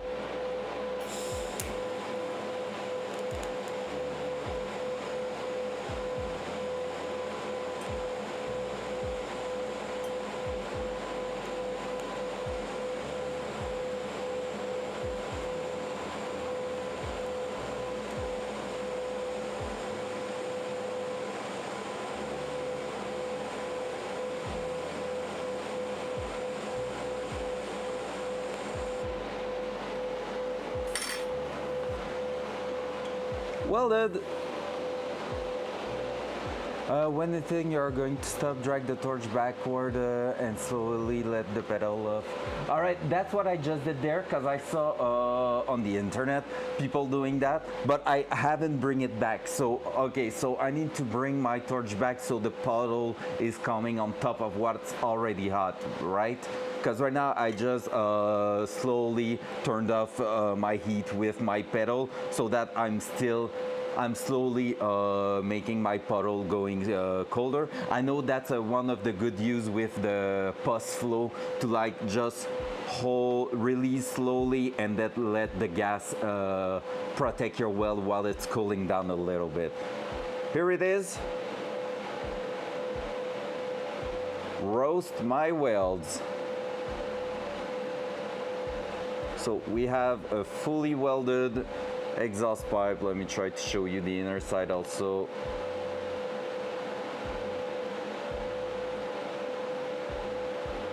If the weld inspector cannot roast my welds, we're doing great so far.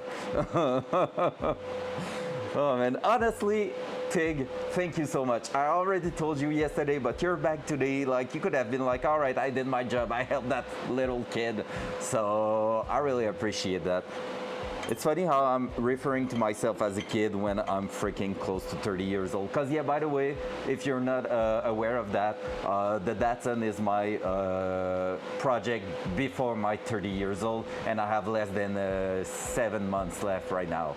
So in like not that long, I'm gonna be 30, and I want that car to be running for my 30. Yeah, and I'm looking at it and I know I can say a lot myself about it, but like, if I had to use that, it will be usable, right? Like right there for exhaust, it will be usable. All right, I'm gonna ask one question. If I'm doing welds like this for my fuel tank, that's gonna be good too, right? like it's solid, it's sealed. Like the puddle, there's nowhere where I didn't, like I went too fast and the puddle are not connecting. So basically with that, I should be able to do my fuel tank pretty well. All right, let's try that other part there. And we're getting at the end of our first rod. Well, pressure, there's not a lot of pressure in it, I will say. But yeah, because basically a fuel tank is, there's no pressure in it because it is vented, so you prevent pressure from happening.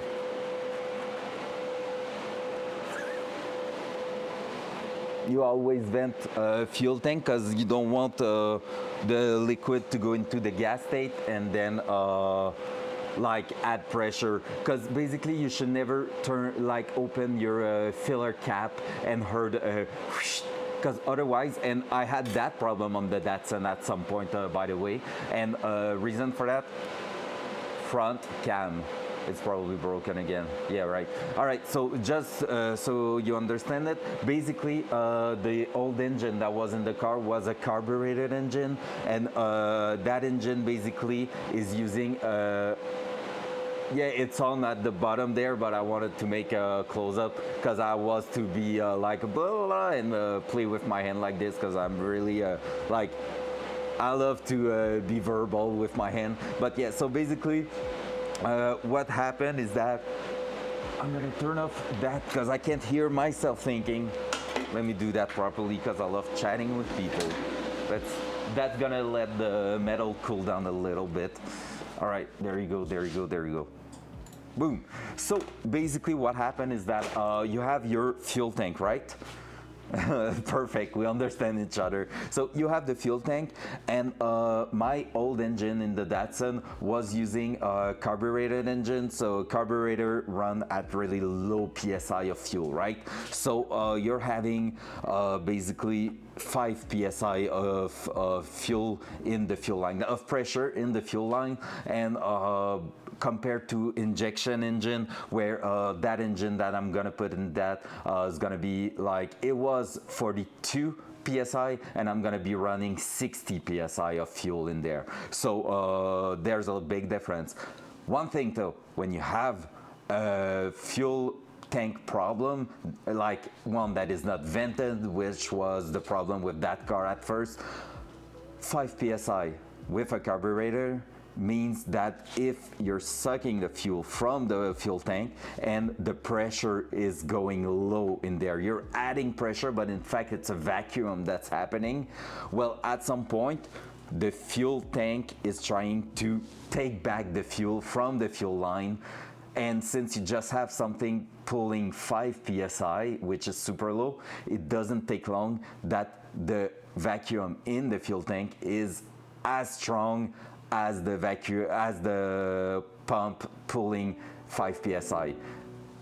And it was because it was not vented properly, yeah. Because basically some guys decided to put, like in that car, a fuel tank from a Mazda 3 early 2000.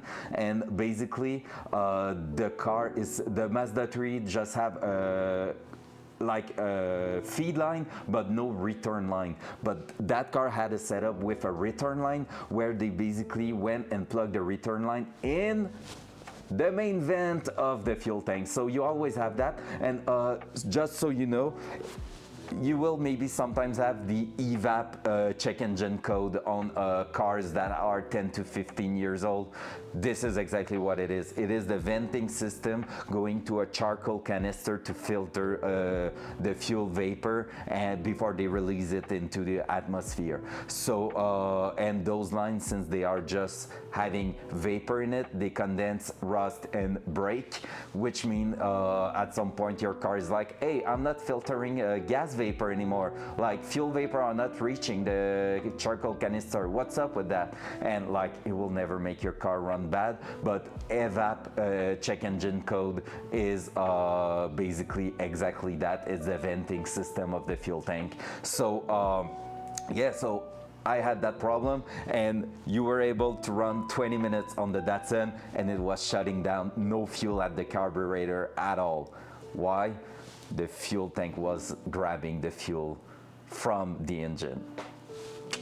That was a hell of a nightmare to track down and to see what was wrong with the system. But when I finally find it, I was facepalm right there, because I was like, dude, someone didn't make their homework before doing a fuel tank swap. In our case, we are going back to the original, actually, hey, you want to see something crazy? I had the original fuel tank from the Datsun there. We're doing a revert conversion to the OEM one that we are going to modify. And that one there, you want to see the vent? That's the vent. It's tiny, but it's just like, think when you're buying a coffee at the coffee shop for and you take it like a takeout, you have that cup of plastic, you have the hole you're drinking from, but there's always a little pin at the back that allows some air to go in there when you're drinking it. That's the same thing. Big hole for the engine drinking the fuel, small hole to just add air in there. So this is our tank, and this is where we're gonna be welding. Man, yeah, figuring that out was like a bit hectic because I had to drop the fuel tank from the car and everything, but I was like, something's wrong, and it's clearly not at the front on the engine. Everything's working great until I don't have fuel, and with a carbureted engine, you can actually remove the air filter, look inside it, and see the gas, the fuel being sprayed. So yeah, like a coffee cup. But it's really the same thing. A coffee cup is basically a reservoir with liquid in it, and you have to add air when you're taking out liquid. Yep, so this is exactly the same thing. Just like also the reason you have a vent on a fuel tank, temperature. If it's hot outside, fuel expand and make more vapors.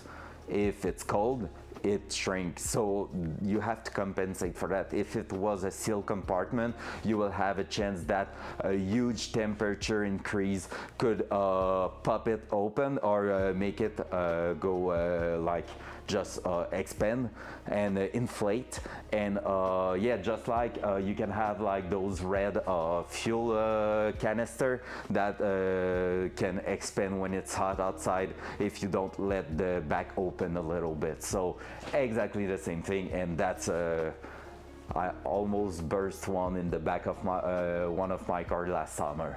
I was going for an ATV trip, something went wrong, and when I came back home I forgot to take it out, and next day we went shopping to a commercial center, and it was freaking 30 degrees outside. And when we came back from shopping, so the car spent like an hour in the parking lot just exposed to the sun, we opened the back to put what we bought in there, and there I saw the canister inflated as hell and ready to burst, and I was like, oh shit, and I just opened the little valve at the back, and it like whoosh, it sprayed so much vapor, it was disgusting.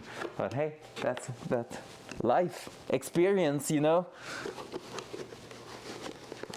All right, let's get that done. So next step, is it still super hot? It's cold and quite quick, honestly. Like I can touch it and it's just a little bit hot, but like it's not even like hurting or anything. So yeah, so now we're gonna have dual side. Oh yeah, it's broken. I have to change it by myself. So we're gonna keep going. Oh, it's 12. I was to say I was going to keep going. I think we're gonna leave it there and do that this afternoon. Yeah, because basically in like 15 minutes, I have a call. Someone wrote to me this morning, I need to do an interview, not even for me, like on the telephone, so I'm gonna be leaving it there, guys. I thought it was still in the 11 there and not 12, so I'm gonna have to go, and I'm gonna be back this afternoon at because I want to say it at 2, so 2 p.m. So in 2 hours from now I'm gonna be back, and we're gonna keep going. We're gonna finish that little project there, and we're gonna make some more experiments, honestly. So I'm gonna keep going and practice. This afternoon I would like to also try a really thin metal, and maybe we're gonna try it on that. So have a weird surface where I'm gonna add a thin material there, maybe just like reinforcing it or something, or make like a patch and stuff. We're gonna do some funky stuff just to practice and have like different kind of material, like thickness and stuff like that, just to see how it reacts. Honestly, I feel like thin material is gonna be a matter of having a really close fitment, and also maybe right at the beginning adding a touch of filler material, so you're pushing your filler inside the thin material and making contact with the thicker material. So we're gonna see that later. For now, guys, I'm gonna wish you a super great lunch break, and I'll see you all later. Bye. Thank you again, Tig, for being here. Michael Lump, Ben, who am I missing? Hawk, who was there, and all the other people that I see on the counter but are not speaking there. Thank you for lurking. You're a legend. All right, I love you all. I'll see you in 2 hours. Bye.